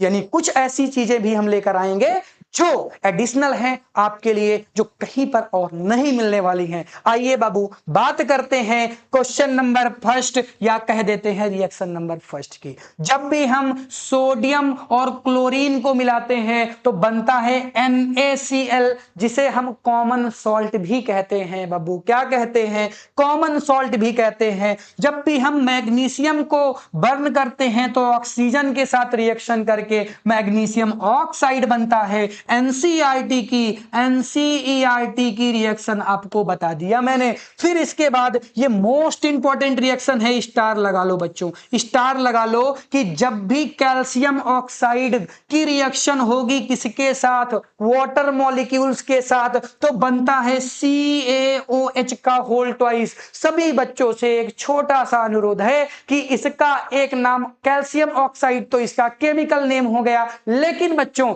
CaO के और कुछ कॉमन नेम होते हैं। कौन कौन जानता है कि इसके क्या क्या कॉमन नेम है? कमेंट करेंगे। और इसी तरह से इसको हम कैल्शियम हाइड्रोक्साइड बोलते हैं, लेकिन कौन ऐसा बच्चा है जो ये भी जानता है कि कैल्शियम हाइड्रोक्साइड को भी कुछ बोलते हैं? बहुत ही इंपॉर्टेंट रिएक्शन है, बता रहा हूं मैं, बहुत इंपॉर्टेंट रिएक्शन बता रहा हूं बच्चों, कि जब भी कैल्शियम ऑक्साइड को मिलाया जाएगा हाइड्रोजन वाटर के साथ, तो कैल्शियम हाइड्रोक्साइड बनेगा, CaOH का होल ट्वाइस बनेगा। इसका एक नाम और होगा, बहुत ही प्यारा सा नाम है, आपको कमेंट करना है, इंतजार रहेगा आपके कमेंट का, ठीक है? अब हम बात कर रहे हैं किसकी? अब हम बात कर रहे हैं आयरन की। जब इसकी रिएक्शन करवा दी जाती है किसके साथ? ऑक्सीजन के साथ, तो क्या बनता है बच्चों? Fe2O3, फेरस ऑक्साइड बोलते हैं इसको। बच्चों ये रिएक्शन बहुत ज्यादा इंपॉर्टेंट थी, इनको हमने अदर मोस्ट इंपॉर्टेंट रिएक्शन में रखा, और इसको भी अगर आपने अभी तक अपने नोट्स में मेंशन नहीं किया तो ये सारी रिएक्शन भी आप नोट्स में मेंशन करके चलेंगे, क्योंकि ये बोर्ड एग्जाम के लिए बहुत ज्यादा इंपॉर्टेंट साबित हो सकती हैं। आ जाओ बच्चों, अब हम बात करते हैं नेक्स्ट टाइप की रिएक्शन की, जो कि सेकंड टाइप की रिएक्शन हो जाती है। और इन रिएक्शन को हम क्या कहने वाले हैं? Decomposition of reaction. क्या कहने वाले हैं बच्चों? Decomposition of reaction. जिस तरह से अभी हम पढ़ रहे थे कि वन और मोर रिएक्टेंट मिलकर क्या बना रहे थे? ओनली वन प्रोडक्ट बना रहे थे, वन प्रोडक्ट बना रहे थे, अब उसी का जस्ट अपोजिट होने वाला है डीकंपोजिशन रिएक्शन में, यानी यहां पर एक रिएक्टेंट एक से ज्यादा प्रोडक्ट को बनाएगा। यहां पर अंतर इतना है कि ओनली वन रिएक्टेंट किसको बनाएगा, वन से ज्यादा, वन और मोर प्रोडक्ट को बनाएगा। यानी यहां पर एक रिएक्टेंट है आपके पास, तो आपके पास जो रिएक्टेंट है उसको हम कहेंगे सर ए बी रिएक्टेंट है, और इसने डिकम्पोजिशन को शो किया है। डिकम्पोजिशन का सिंपल मतलब होता है चीजों का ब्रेक डाउन होना, चीजों का टूटना, यानी कि यहां पर ए और बी टूट गए, ब्रेक डाउन हो गए, और इन्होंने बना लिया ए और बी अलग अलग, यानी दो प्रोडक्ट यहां पर बन गए। पहला प्रोडक्ट ये रहा, दूसरा प्रोडक्ट ये रहा। लेकिन रिएक्टेंट हमारे पास ओनली वन रिएक्टेंट था, जो कि था ए और बी। यानी डिकम्पोजिशन रिएक्शन कौन सी रिएक्शन होती है, जिसमें एक रिएक्टेंट ब्रेक डाउन होकर एक से ज्यादा प्रोडक्ट का फॉर्मेशन करता है, उसे हम डिकम्पोजिशन रिएक्शन कहते हैं। A decomposition reaction can be defined as the chemical reaction in which one reactant break down into two और मोर प्रोडक्ट। जब एक रिएक्टेंट ब्रेक डाउन होकर दो या दो से अधिक प्रोडक्ट को बनाए। बहुत ही स्पष्ट और बहुत ही सिंपल लैंग्वेज में आपको डिफिनेशन दिख रही होगी। मजा आ रही हो कमेंट कर देना, कर चुके हो दोबारा कर दो। कुछ खर्चा हो रहा है कि आपका एक कमेंट में 1 रुपए जा रहा है क्या? अरे बोलो, एक कमेंट में 1 रुपए जा रहा है क्या? कुछ नहीं लग रहा, हमारी एनर्जी खर्चा हो रही है, बहुत सारी चीजें और भी खर्च हो रही हैं, बट आपसे केवल एक कमेंट की दरख्वास्त है। ठीक है, चलो अब हम टाइप ऑफ बात करने वाले हैं डीकंपोजिशन रिएक्शन की, कि डीकंपोजिशन रिएक्शन के कितने टाइप्स होते हैं बच्चों। तो डीकंपोजिशन रिएक्शन को सिंपली 3 टाइप्स में डिवाइड किया गया। कितने टाइप्स में? 3 टाइप्स में डिवाइड किया गया। एक है थर्मोलाइसिस, एक है इलेक्ट्रोलाइसिस, एक है फोटोलाइसिस। सर क्या होता है थर्मोलाइसिस, क्या होता है इलेक्ट्रोलाइसिस, और क्या होता है सर फोटोलाइसिस? आ जाओ बढ़िया तरीके से समझते हैं। थर्मोलाइसिस का मतलब यह है जहां पर हीट दी जा रही हो, यानी कि जब रिएक्टेंट को हीट देकर दो अलग अलग पार्टों में या दो से अधिक पार्टों में डिवाइड किया जा रहा हो प्रोडक्ट के रूप में, उसे हम कहते हैं थर्मोलाइसिस। यानी कि a reactant on heating decomposes to products, यानी कि जब रिएक्टेंट को हीट देकर प्रोडक्ट में चेंज किया जाए तो ऐसी रिएक्शन को डीकंपोजिशन रिएक्शन कहते हैं। कौन सी वाली? थर्मोलाइसिस वाली। इलेक्ट्रोलाइसिस में हम लोग इलेक्ट्रिकल एनर्जी का यूज करते हैं। कौन सी एनर्जी का यूज करते हैं? इलेक्ट्रिकल एनर्जी का, यानी कि रिएक्टेंट को प्रोडक्ट बनाने के लिए इलेक्ट्रिकल एनर्जी का यूज करेंगे। और फोटोलाइसिस में जनरली हम लोग यूज करते हैं किसका? लाइट का। लाइट का मतलब क्या है? सनलाइट का। सनलाइट का जनरली हम लोग यूज करते हैं। बताओ, ये बातें क्लियर हो गई हैं कि मैंने आपको क्या बताया? Thermolysis, electrolysis, photolysis. थर्मोलाइसिस में हीट का यूज किया जा रहा है, इलेक्ट्रोलाइसिस में इलेक्ट्रिक एनर्जी का यूज किया जा रहा है, और बच्चों फोटोलाइसिस में जनरली सनलाइट का यूज किया जा रहा है। अब बात यह है कि इनकी बहुत ही प्यारी प्यारी सी रिएक्शन होती हैं, और जो आपके बोर्ड एग्जामों में बहुत बार पूछी गई हैं। तो सर फिर से रिएक्शन आ गई क्या? बहुत ही सिंपल बाबू रिएक्शन है। मैं आपको बताऊंगा कि किस तरह से आपको सॉल्व करना है, ट्रिक भी आपको बता दूंगा। क्या? ठीक है, बिल्कुल बता दिया जाएगा आपको, ट्रिक भी बता दिया जाएगा, जो जो कहेंगे आपको बता दिया जाएगा। चलो फिर आ जाओ, स्टार्ट करते हैं। पहली रिएक्शन है, देखो थर्मोलाइसिस की मोस्ट इंपॉर्टेंट रिएक्शन है। ये जो रिएक्शन मैं आपको बता रहा हूं बच्चों, ये आपकी मोस्ट इंपॉर्टेंट रिएक्शन होने वाली है। बहुत ही ज्यादा इंपॉर्टेंट रिएक्शन, ऐसी रिएक्शन जो बोर्ड एग्जाम में कई बार पूछी गई हैं। तो आ जाओ रिवाइज करते हैं। देखो सबसे पहला है थर्मोलाइसिस ऑफ कैल्शियम कार्बोनेट, यानी कैल्शियम कार्बोनेट CaCO3 ले लो, उसमें हीट लगा दो, हीट दे दो, तो क्या बन जाएगा? कैल्शियम ऑक्साइड और कार्बन डाइऑक्साइड अलग हो जाएगा। यानी कि इससे CO2 अलग हो गया, CO2 अलग हो गया। जनरली गैस पहले सबसे पहले अलग होती हैं और इससे CO2 अलग हो सकता था, तो CO2 अलग हो गया तो बचा क्या, CaO बचा, तो बन गया CaO कैल्शियम ऑक्साइड और CO2 कैल्शियम कार्बन डाइऑक्साइड। बातें क्लियर हैं? ओके। नेक्स्ट रिएक्शन है कि जब हम क्या करते हैं, थर्मोलाइसिस ऑफ पोटेशियम क्लोरेट, तो पोटेशियम क्लोरेट यानी कि KClO3, तो KClO3 में जैसे ही आप हीट देंगे, जैसे ही आप क्या देंगे बच्चों, हीट देंगे, तो आप देखेंगे यहां से गैस अलग होगी। गैस यहां से अलग हो सकती है ऑक्सीजन वाली, तो ऑक्सीजन गैस अलग हो जाएगी, बन जाएगा पोटेशियम क्लोराइड। क्या बन जाएगा बच्चों, पोटेशियम क्लोराइड बन गया और यहां पर कार्बन डाइऑक्साइड अलग हो, सॉरी यहां पर ऑक्सीजन गैस आपकी अलग हो गई। यानी कि जब भी हम पोटेशियम क्लोरेट लेते हैं, उसको हीट देते हैं, तो पोटेशियम क्लोराइड बनता है और ऑक्सीजन गैस मुक्त हो जाती है, निकल जाती है। नेक्स्ट रिएक्शन है कि जब भी हम फेरस सल्फाइड लेते हैं और फेरस सल्फाइड को अगर आप हीट दे देंगे ना, मोस्ट इंपॉर्टेंट रिएक्शन, स्टार लगाओ जल्दी से, 1 star 2 star 3 star 4 star 5 star वाली रिएक्शन, यानी ये 5 स्टार वाली रिएक्शन है, बहुत ही इंपॉर्टेंट है क्योंकि यहां पर 2 गैसेस अलग होंगी। अगर हम फेरस सल्फेट लेंगे और उसे हीट दे देंगे तो sulphur dioxide, sulphur trioxide, 2 gases अलग हो जाएंगी, बचेगा क्या, फेरस ऑक्साइड। तो यहां पर आपका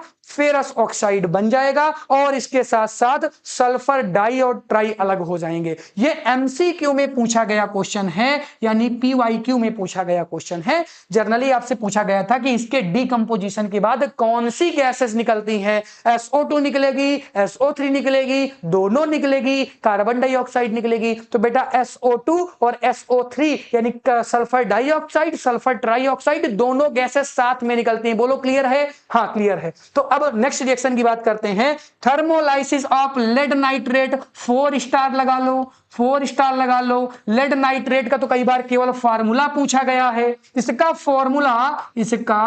फॉर्मूला कई बार आपके बोर्ड एग्जाम में पूछा जा चुका है बच्चों।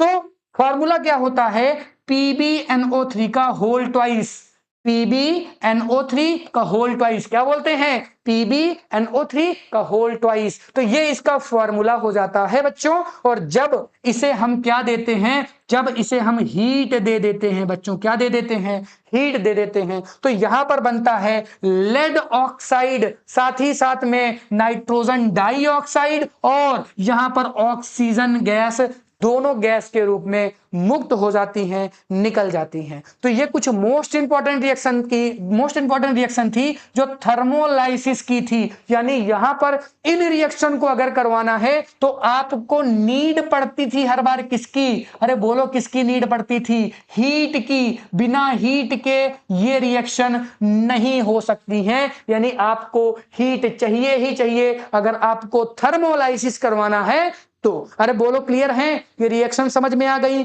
किसी को कोई भी डाउट है कमेंट करो, आंसर मैं दूंगा। नेक्स्ट स्लाइड पर जल्दी ही चलेंगे क्योंकि बहुत बड़ा चैप्टर है और जिस तरह से हमने डिजाइन किया है ना बच्चों, क्योंकि हमने कुछ छोड़ा नहीं, हमने अपडेट किया है चीजों को, तो आपको समझ में भी आ रहा होगा कि ढेर सारे एग्जाम्पल मिल रहे हैं। और जब आपको मैं एक्टिविटी के आंसर बताऊंगा ना, और ऐसे ऐसे चीजें आपको आज मैं बताने वाला हूं जो जनरली आपको वन शॉट में कहीं नहीं मिलने वाली हैं। आ जाओ बात करते हैं बच्चा नेक्स्ट स्लाइड यानी नेक्स्ट रिएक्शन की। इस रिएक्शन में हम क्या सीखने वाले हैं, इलेक्ट्रोलाइसिस या इलेक्ट्रोलिसिस बोलते हैं कई बार, तो इलेक्ट्रोलाइसिस लिसिस, ठीक है, प्रोनाउंसिएशन इतना ध्यान आप नहीं देंगे। अब हम बात करते हैं क्या, अब हम बात करते हैं कुछ मोस्ट इंपॉर्टेंट रिएक्शन की जो इलेक्ट्रोलिसिस की हैं। अब इलेक्ट्रोलिसिस यानी कि अगर मैं बात करता हूं एल्यूमिनियम ऑक्साइड में अगर आप इलेक्ट्रिक करंट दे देना, यानी यहां पर आपको इलेक्ट्रिक करंट देना ही पड़ेगा, तो आप देखेंगे कि एल्यूमिनियम अलग हो जाएगा और ऑक्सीजन गैस अलग हो जाएगी। एल्यूमिनियम बच्चा अलग हो जाएगा और ऑक्सीजन गैस अलग हो जाएगी, ये दोनों अलग अलग हो जाएंगे। अब इसी तरह से हमने एग्जांपल लिया है वाटर मॉलिक्यूल का, वाटर मॉलिक्यूल का लिया है, जैसे आप इसमें इलेक्ट्रिक करंट देंगे तो आपकी हाइड्रोजन गैस अलग और O2 गैस अलग, ये दोनों गैसेस ही होंगी एक तरीके की, दोनों गैसेस ही होंगी एक तरीके की। नेक्स्ट रिएक्शन है कि इलेक्ट्रोलाइसिस ऑफ सोडियम क्लोराइड। ये सोडियम क्लोराइड को जैसे ही आप इलेक्ट्रिक करंट देंगे तो सोडियम अलग और क्लोराइड अलग, यानी कि ये पॉजिटिव और निगेटिव चार्ज में डिवाइड हो जाते हैं, ये पॉजिटिव और निगेटिव चार्ज में डिवाइड हो जाते हैं। पॉजिटिव चार्ज अलग एक तरफ हो जाएगा और निगेटिव चार्ज अलग एक तरफ हो जाएगा। यानी इलेक्ट्रोलाइसिस में जनरली होता क्या है, इलेक्ट्रोलाइसिस में जो आपके चार्ज होते हैं ना, चार्ज प्लस और माइनस, ये अलग अलग हो जाते हैं जब इलेक्ट्रोलाइसिस करवाया जा रहा है। इसकी एग्जांपल भी आपके सामने है और समझ में भी आ गए होंगे। बहुत ही सिंपल से एग्जांपल थे। आइए बढ़ते हैं नेक्स्ट रिएक्शन की तरफ और देखने वाले हैं फोटोलिसिस। फोटोलिसिस में क्या होता है, बहुत ही सिंपल सी दो रिएक्शन है। इसमें एक बात है जो आपको इंपॉर्टेंट है, इनके कलर कई बार पूछे जाते हैं। कलर ये आपकी एनसीईआरटी ने दे रखा है दरअसल, और एनसीईआरटी से आपको पता है कि मतलब सीबीएसई और यूपी इंग्लिश मीडियम हो चाहे सीबीएसई हो, क्वेश्चन बना ही लेता है। ठीक है, चलो अब देखो हमने क्या लिया है, सिल्वर ब्रोमाइड लिया है। जब हमने क्या करवाया, फोटोलाइसिस करवाया, यानी हमने इसको सनलाइट दे दी, तो हमने देखा कि सिल्वर आपका अलग हो गया और यहां पर आपका जो बोरॉन था, सॉरी जो ब्रोमियम था वो अलग हो गया। अब ये किस कलर का होता है, ब्राउन कलर का होता है। किस कलर का होता है, ब्राउन कलर का होता है। इसी तरह से जब मैंने सिल्वर क्लोराइड लिया तो सिल्वर क्लोराइड में जैसे ही मैंने सनलाइट दी, इसको सन लाइट जैसे ही इसको मिली तो ये सिल्वर अलग हो गया और इधर क्लोरीन अलग हो गई, और ये क्लोरीन येलोविश ग्रीन कलर की होगी। ये बात आप याद रखेंगे, इंपॉर्टेंट है। तो आपको ये बातें समझ में आ गई होंगी। जनरली सनलाइट देने पर ये दोनों ब्रेक डाउन इन दोनों का हो जा रहा है अलग अलग एलिमेंट्स में। बातें समझ में आई, बातें क्लियर हैं? अरे बोलो, इसकी एक्टिविटी भी आगे आपको मिलने वाली है, इसी से एक एक्टिविटी आपसे पूछी जाएगी। ठीक है, आ जाओ आगे बढ़ते हैं। नेक्स्ट रिएक्शन को अब हम समझने वाले हैं जो कि मोस्ट इंपॉर्टेंट रिएक्शन है, डिस्प्लेसमेंट रिएक्शन और डबल डिस्प्लेसमेंट रिएक्शन। इनसे एक क्वेश्चन आपका देखने के लिए बोर्ड एग्जाम में काफी हद तक मिल जाता है, यानी कि हर एक दूसरे तीसरे साल displacement reaction, double displacement reaction, इन दोनों में से एक क्वेश्चन तो जनरली पूछ लिया जाता है। तो बहुत ही सिंपल सी बात है कि कैसे हमें पढ़ना है। देखो जनरली होगा क्या, पहले डायग्राम के थ्रू चीजों को समझना। यहां पर हमारे पास ए बी एक कंपोनेंट है और यहां पर हमारे पास एक सी कंपोनेंट है। जब दोनों की रिएक्शन हो गई, जब दोनों की क्या हो गई, रिएक्शन हो गई, तो हमने देखा जो अभी ए बी साथ में हुआ करते थे, अब ए बेचारा अलग हो गया और ये जो बी है ना, ये बी इस सी के साथ जाकर जुड़ गया।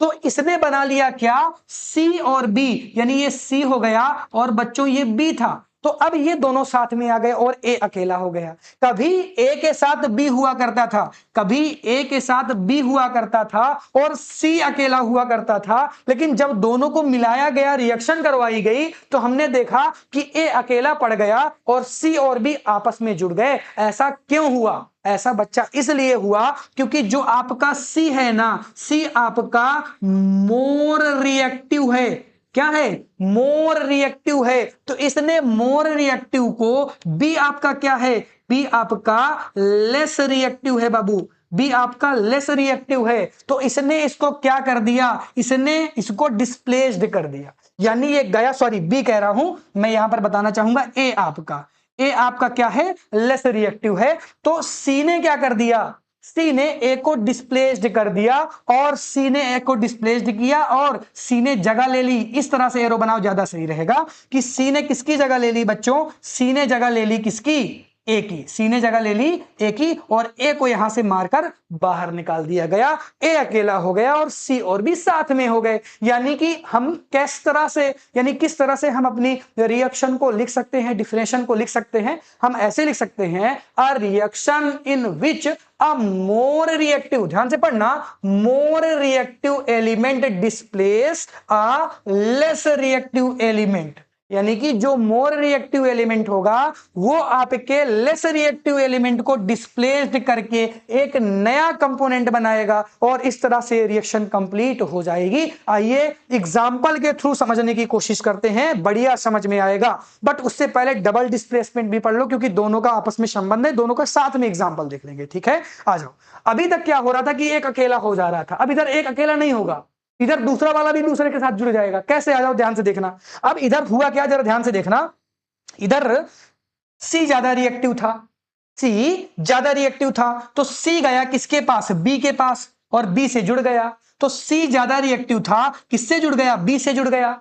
तो इधर अकेला हो गया ए और इधर अकेला हो गया डी। तो इन्होंने कहा भैया एक बात बताओ, ये दोनों जब जुड़ सकते हैं तो हम दोनों क्यों नहीं कर सकते। तो हम दोनों भी जुड़ गए इधर।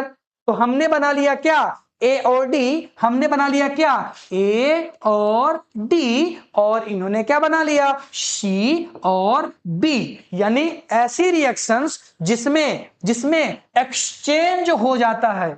यहां पर एक्सचेंज हो रही हैं चीजें कि बी की जगह सी आ गया, सॉरी ए की जगह, इस ए की जगह सी ने ले ली और इस सी की जगह ए ने ले ली। जरा ध्यान से देखो, जरा ध्यान से देखो तो आपको समझ में आ जाएगा, आपको समझ में आ जाएगा। बातें समझ में आ रही हैं, अरे बातें जरूर समझ में आएंगी। जरा ध्यान से देखो, फिर से मैं रिपीट करता हूं। यहां पर डी था, सी यहां से भगा और सी ऐड हो गया बी के साथ, तो बी ने छोड़ दिया ए को, तो ए गया किसके पास, डी के पास। तो ए डी के साथ कंबाइंड हो गया और सी और बी तो पहले से कंबाइंड हो ही चुके थे। तो यहां पर शेयरिंग देखने के लिए आपको मिलेगी, क्या, शेयरिंग केयरिंग देखने के लिए मिलेगी। आ जाओ एग्जांपल के थ्रू चीजों को समझेंगे तो आपको और समझ में आएगा। लेकिन उससे पहले आपको रिएक्टिविटी आना चाहिए। बिना रिएक्टिविटी के आपको कैसे पता चलेगा बच्चों कि कौन ज्यादा रिएक्टिव है और कौन कम रिएक्टिव है। उसके लिए आपको एक रिएक्टिविटी सीरीज याद करनी पड़ती है। लेकिन सर कैसे याद रखें, तो फिर से हमारा बाबू साहब आ चुके हैं आपको कुछ बढ़िया बातें बताने। एक सिंपल सी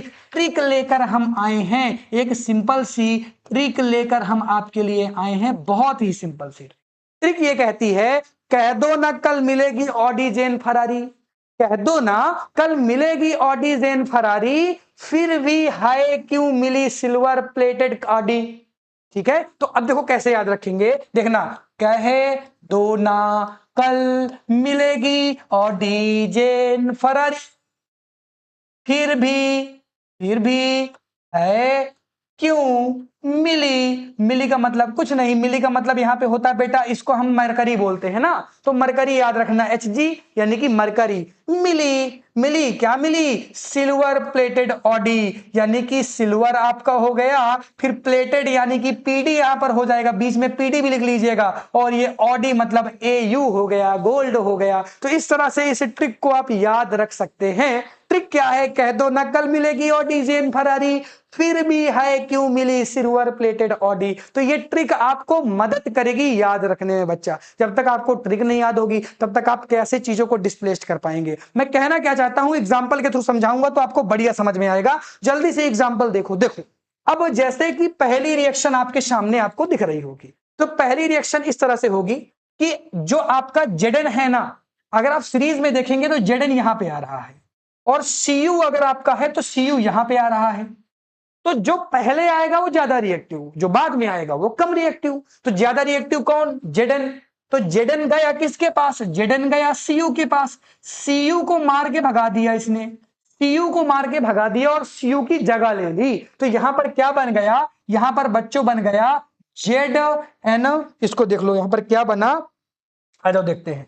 यहां पर बन गया बच्चों ZnSO4 और Cu बच्चा अकेला हो गया। तो ये आपकी कौन सी रिएक्शन हो गई, ये डिस्प्लेसमेंट रिएक्शन हो जाती है बच्चों। कौन सी, डिस्प्लेसमेंट रिएक्शन हो जाती है। अब हम बात करते हैं, यहां पर Fe है, यहां पर Cu है। जरा देखो Fe कहां पे आता है, Fe बच्चों ये यहां पे आ रहा है और Cu यहां पे आ रहा है। तो Fe पहले आ रहा है तो Fe ज्यादा रिएक्टिव, तो Fe ज्यादा रिएक्टिव, तो Fe जाएगा Cu को मार कर बाहर निकाल देगा और Cu की जगह ले लेगा और बन जाएगा यहां पर क्या, FeSO4 और Cu यहां पे अलग हो जाएगा। नेक्स्ट एग्जांपल में सोडियम ज्यादा रिएक्टिव है, यहां पे आ रहा है, हाइड्रोजन तो बहुत दूर आ रहा है। तो क्या हुआ, यहां पर सोडियम गया और इनके साथ रिएक्शन किया और यहां पर बना लिया NaOH और ऑक्सीजन को, हाइड्रोजन गैस को मारकर बाहर निकाल दिया इसने।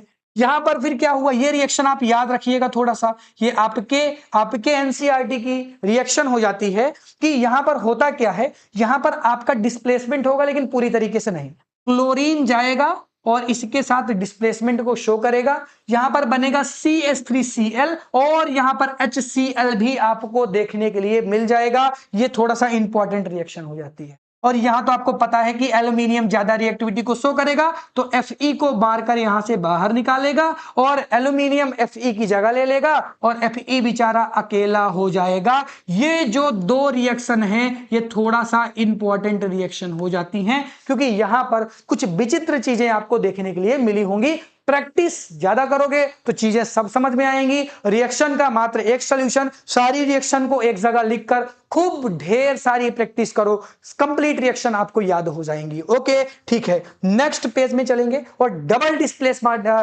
डिस्प्लेसमेंट वाली रिएक्शन को समझेंगे और बढ़िया तरीके से मैं एक्सप्लेन करूंगा और आप बढ़िया तरीके से सुनेंगे कि सर क्या एक्सप्लेन कर रहे हैं। आ जाओ, चलो फिर, चलो जल्दी से समझो। देखो यहां पर क्या हुआ, सोडियम ज्यादा रिएक्टिव है, सोडियम पहले आता है, फिर Ba आता है, Ba बहुत दूर आता है, तो सोडियम ज्यादा रिएक्टिव है तो सोडियम जाएगा किसकी जगह ले लेगा, Ba की। तो क्योंकि ये डबल डिस्प्लेसमेंट रिएक्शन है तो Ba भी कहेगा भैया चलो तुम मुझे कम समझे हो क्या, मैं तुम्हारी जगह ले लूंगा।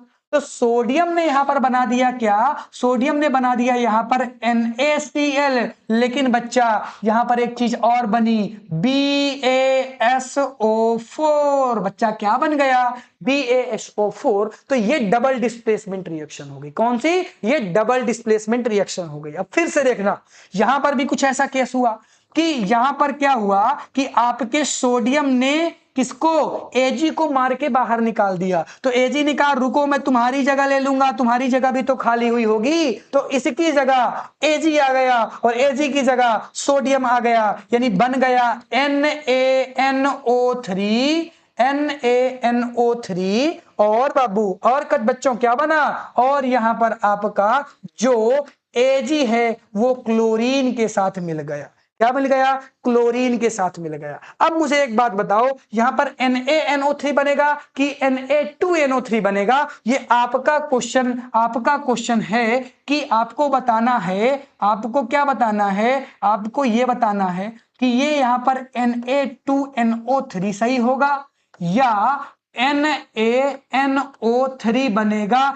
कमेंट करके आप जरूर बनाएंगे, वैसे मैं NaNO3 लिख के जा रहा हूं, ठीक है। अब आपको बताना है कि यहां पर क्या बनेगा। आ जाओ नेक्स्ट थर्ड इक्वेशन की बात करते हैं। यहां पर क्या होगा बच्चों, यहां पर आपका जो एल्यूमिनियम है वो इसको डिस्प्लेस्ड करेगा, ये इसकी जगह ले लेगा, तो बना क्या, बन गया AlOH का होल ट्वाइस और NH4Cl अलग हो गया, यानी NH4Cl के साथ ऐड हो गया और एल्यूमिनियम OH के साथ ऐड हो गया। तो एल्यूमिनियम OH के साथ ऐड होकर बनाया AlOH का होल ट्वाइस और इसने बना लिया NH4Cl। बोलो क्लियर है क्या, अरे बोल दो ये बातें क्लियर हैं, बोलो क्लियर है, ठीक है क्लियर है तो अच्छी बात है, अरे बोलो क्लियर है तो अच्छी बात है। चलो अब हम बात करते हैं ये वाली रिएक्शन की। तो आपको पोटेशियम ज्यादा रिएक्टिविटी शो करता है, पोटेशियम जाएगा दौड़ते दौड़ते दौड़ते दौड़ते और इसको लेड को बाहर निकाल देगा, तो लेड भी कहेगा मैं भी दौड़ते दौड़ते दौड़ते आऊंगा और तुम्हारी जगह ले लूंगा।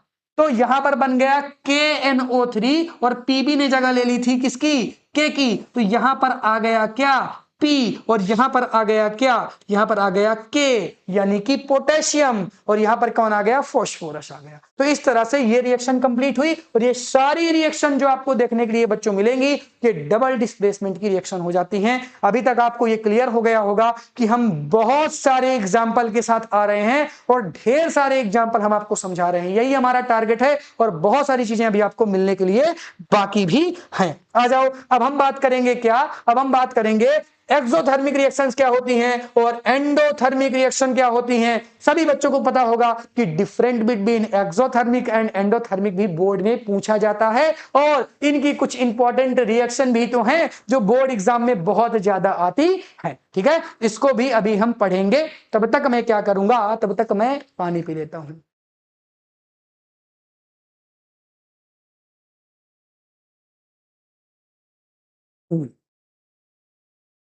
तो बोलो मजा आ रही है? अरे बोलो फिर से एनर्जेटिक हो जाओ यार, मजा आएगी, जरूर मजा आएगी।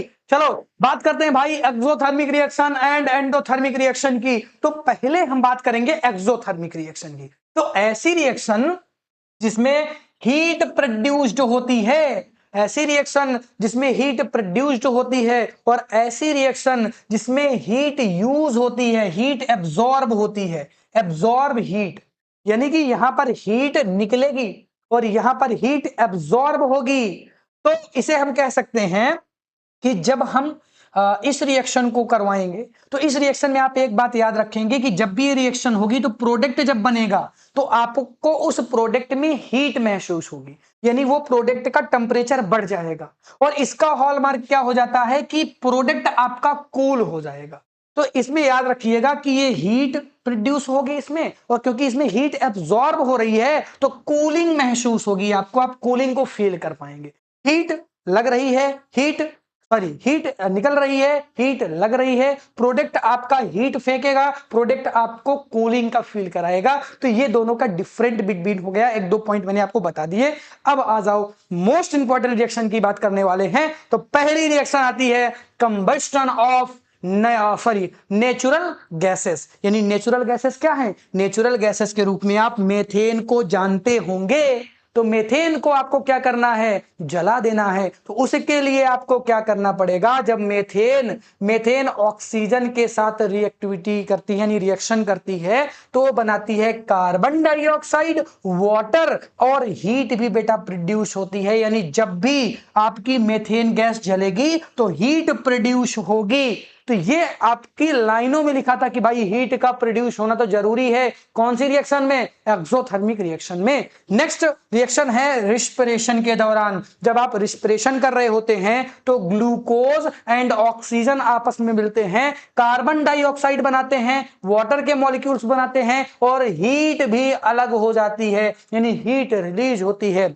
अगर आप जनरली एग्जांपल देखना चाहते हैं तो अगर आप ज्यादा तेजी तेजी सांस लेने लगे, जल्दी जल्दी सांस लेने लगे, छोड़ने लगे, तो आपकी बॉडी हीट फेंकने लगेगी, क्योंकि हीट प्रोड्यूस होगी बॉडी से। ठीक है, अब हम बात करते हैं कैल्शियम ऑक्साइड की। तो जब हम कैल्शियम ऑक्साइड को वाटर मॉलिक्यूल्स में मिला देते हैं तो बनता है क्या, कैल्शियम हाइड्रोक्साइड। उस दौरान भी हीट निकलती है, उस दौरान भी हीट निकलती है। एक एग्जाम्पल, इसको थोड़ा सा ढंग से समझना क्योंकि ये मोस्ट इंपॉर्टेंट एग्जाम्पल आ जाता है। ऐसा क्यों होता है, आप जनरली जो बच्चे जानते होंगे कि घरों में एक चूना आता है जिसे हम लोग दीवालों में पुताई करते हैं। यानी कि हम लोग क्या करते हैं, चूने को लाते हैं और दीवालों में बढ़िया तरीके से पुताई करते हैं। तो पापा मम्मी हमारे इस चूने को लाते हैं और चूने को लाने के बाद रात में डाल देते हैं। कभी भी हम इसमें प्लास्टिक का यूज नहीं करते, स्टील के बर्तनों में इसको डालते हैं। जैसे ही हम CaO को वाटर के मॉलिक्यूल्स में डालते हैं तो बेटा वहां पर हीट प्रोड्यूस होती है, अचानक से टेम्परेचर बढ़ जाता है, और उसको हम डाल के छोड़ देते हैं रात भर के लिए ताकि टेम्परेचर डाउन हो जाए। तुरंत पुताई नहीं कर सकते क्योंकि टेम्परेचर बहुत ज्यादा बढ़ा होगा। यानी जब हम रिएक्शन करवाएंगे CaO की किसके साथ, वाटर के मॉलिक्यूल्स के साथ, तो बच्चों होगा क्या ना, यहां पर आपका कैल्शियम हाइड्रोक्साइड बनेगा जिसके साथ हीट भी निकलेगी, और हीट इतनी ज्यादा होगी ना कि तुरंत आप पुताई नहीं कर पाएंगे, आपको थोड़ा सा समय चाहिए होगा कि भैया ये हीट डाउन हो जाए। समझ में आया कि किस तरह से हीट निकलती होगी? हाँ बिल्कुल, अगर आप अपने हाथ को ऐसे ऐसे रब करें तो जैसे आपको हीट का महसूस होती है, हीट महसूस होती है ना, कुछ उसी तरह से रिएक्शन, जब भी ये रिएक्शंस होंगी तो आपको हीट की मतलब हीट को फील कराएंगे, सीधी सी बात। ठीक, लेकिन जब भी हम बात करते हैं एंडो का मतलब होता है अंदर की तरफ, यानी कि हीट इसमें एब्जॉर्ब होती होगी बच्चों, क्या होती होगी,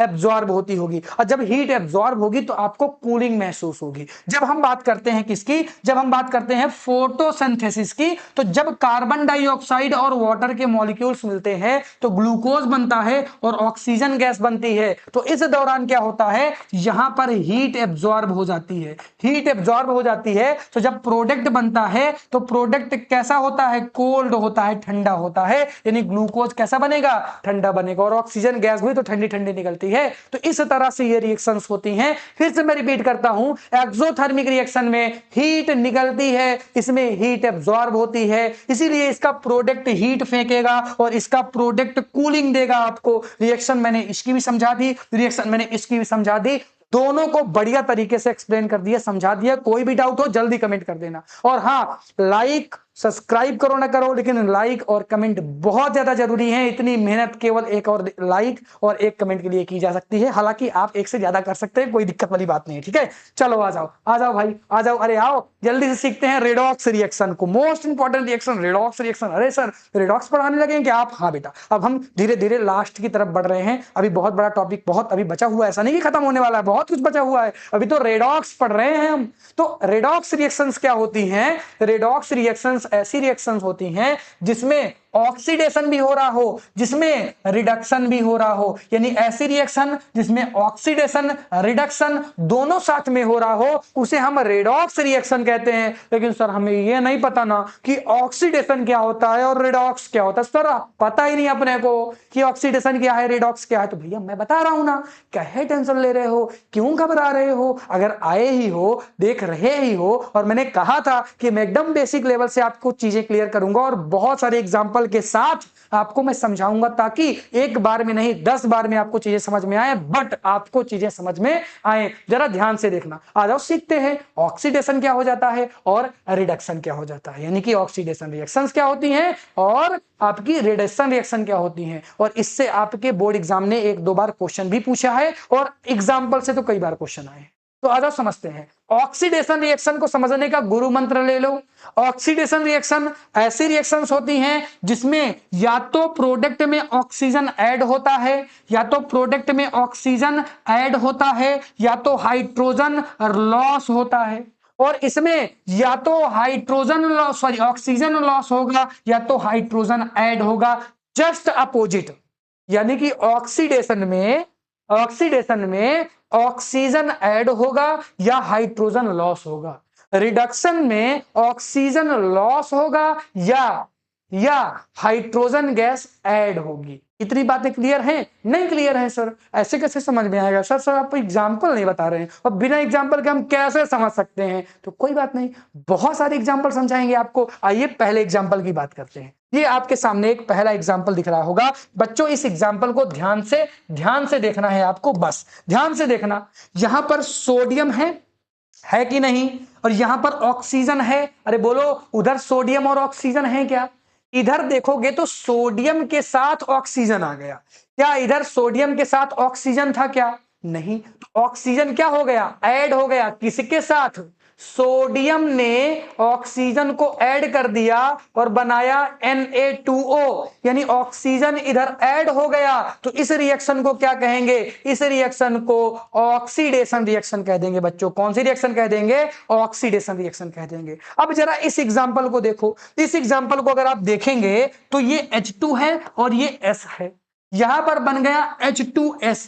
मुझे एक बात बताओ, क्या इस S के पास H2 था क्या?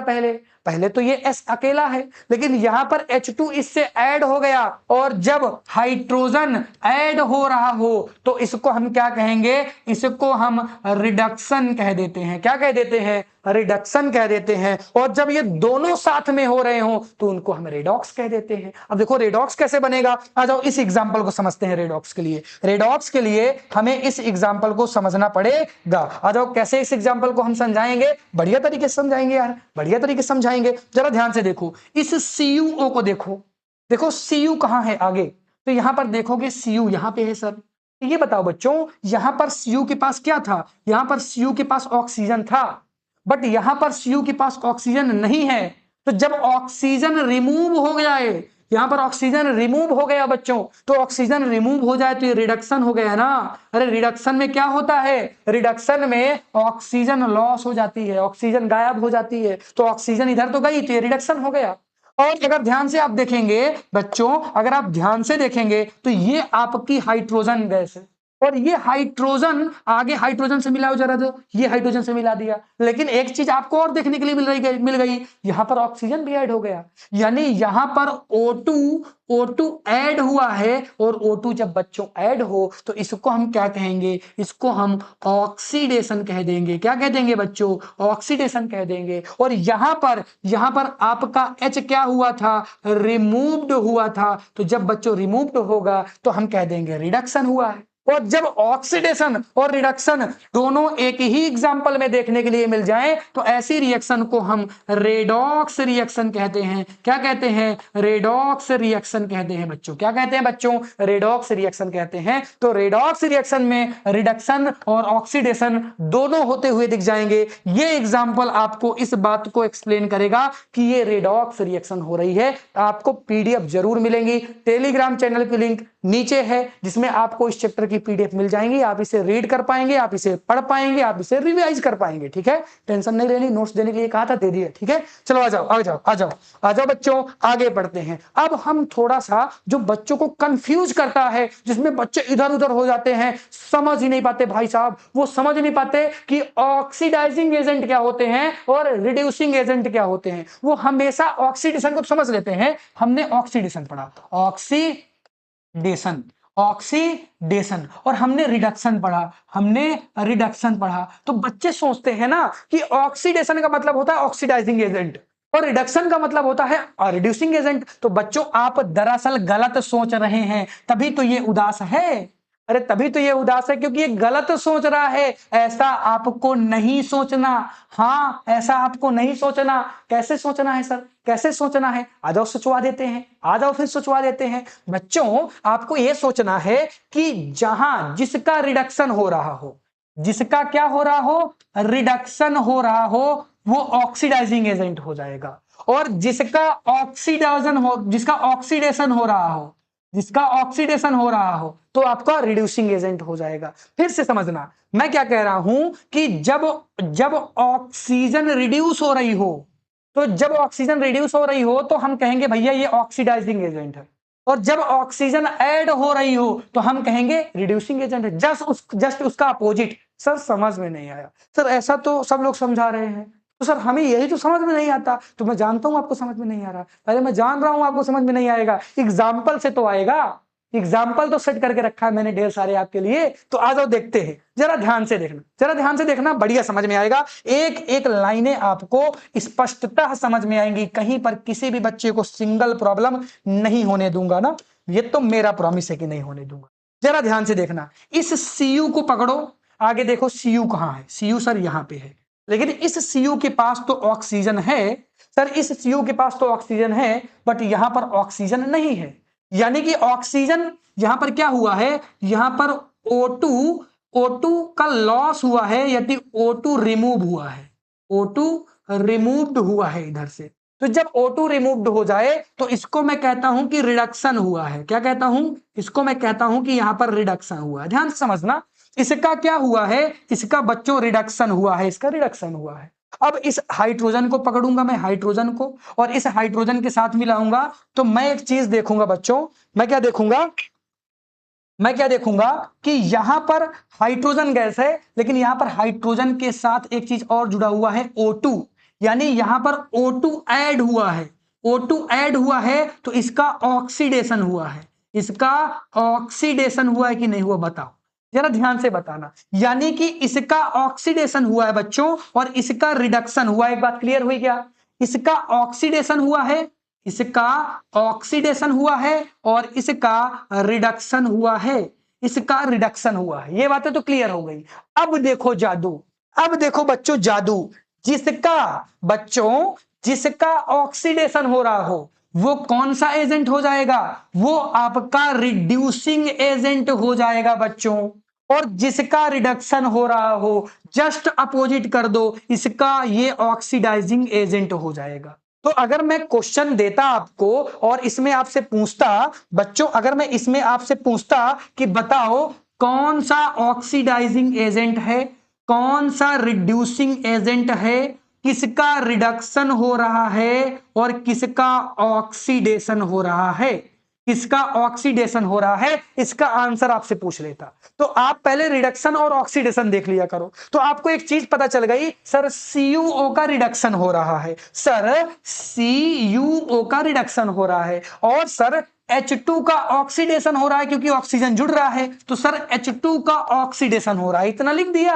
और इतना लिखने के बाद बच्चों अपोजिट कर दो ना यार, रिडक्शन की जगह ऑक्सीडेशन लिख दो। तो यहां पर आपको क्या लिख देना बच्चों, यहां पर आपको लिख देना है कि CuO हो गया, और ऑक्सीडेशन की जगह रिडक्शन को लिख दो, यानी यहां पर आपका H2 हो गया। अब देख लो जरा, जहां पे रिडक्शन था वहां पे हमने ऑक्सीडाइजिंग एजेंट कर दिया, ये हमारा ऑक्सीडाइजिंग एजेंट हो गया, और जहां पर ऑक्सीडाइजिंग था वहां पर हमारा रिड्यूसिंग एजेंट हो गया। नहीं समझ में आया क्या, दूसरा एग्जांपल लेते हैं। नहीं समझ में आया तो इसको रिपीट कर लेना, वीडियो को पीछे करके देख लेना, और मैं दूसरे एग्जांपल की बात करता हूं। बच्चों आ जाओ, दूसरे एग्जांपल की बात करता हूं। अरे बहुत एग्जांपल है अपने पास, इससे समझ में आ जाएगा आपको, बढ़िया बढ़िया आएगा। चलो कोई दिक्कत नहीं, आ जाओ जल्दी देखो, इधर देखो बच्चों, देख रहे हो, चलो आ जाओ। इधर हमने पकड़ा किसको, हमने पकड़ा ZnO को। तो Zn देखो कहां पर है, यहां पर है। तो बच्चों यहां पर ZnO था, इसके पास ऑक्सीजन था, जरा ध्यान से देखो, इसके पास ऑक्सीजन था और इसके पास O2 नहीं है, तो इसका रिडक्शन हो गया, इसका रिडक्शन हो गया क्योंकि ऑक्सीजन गैस हटी है।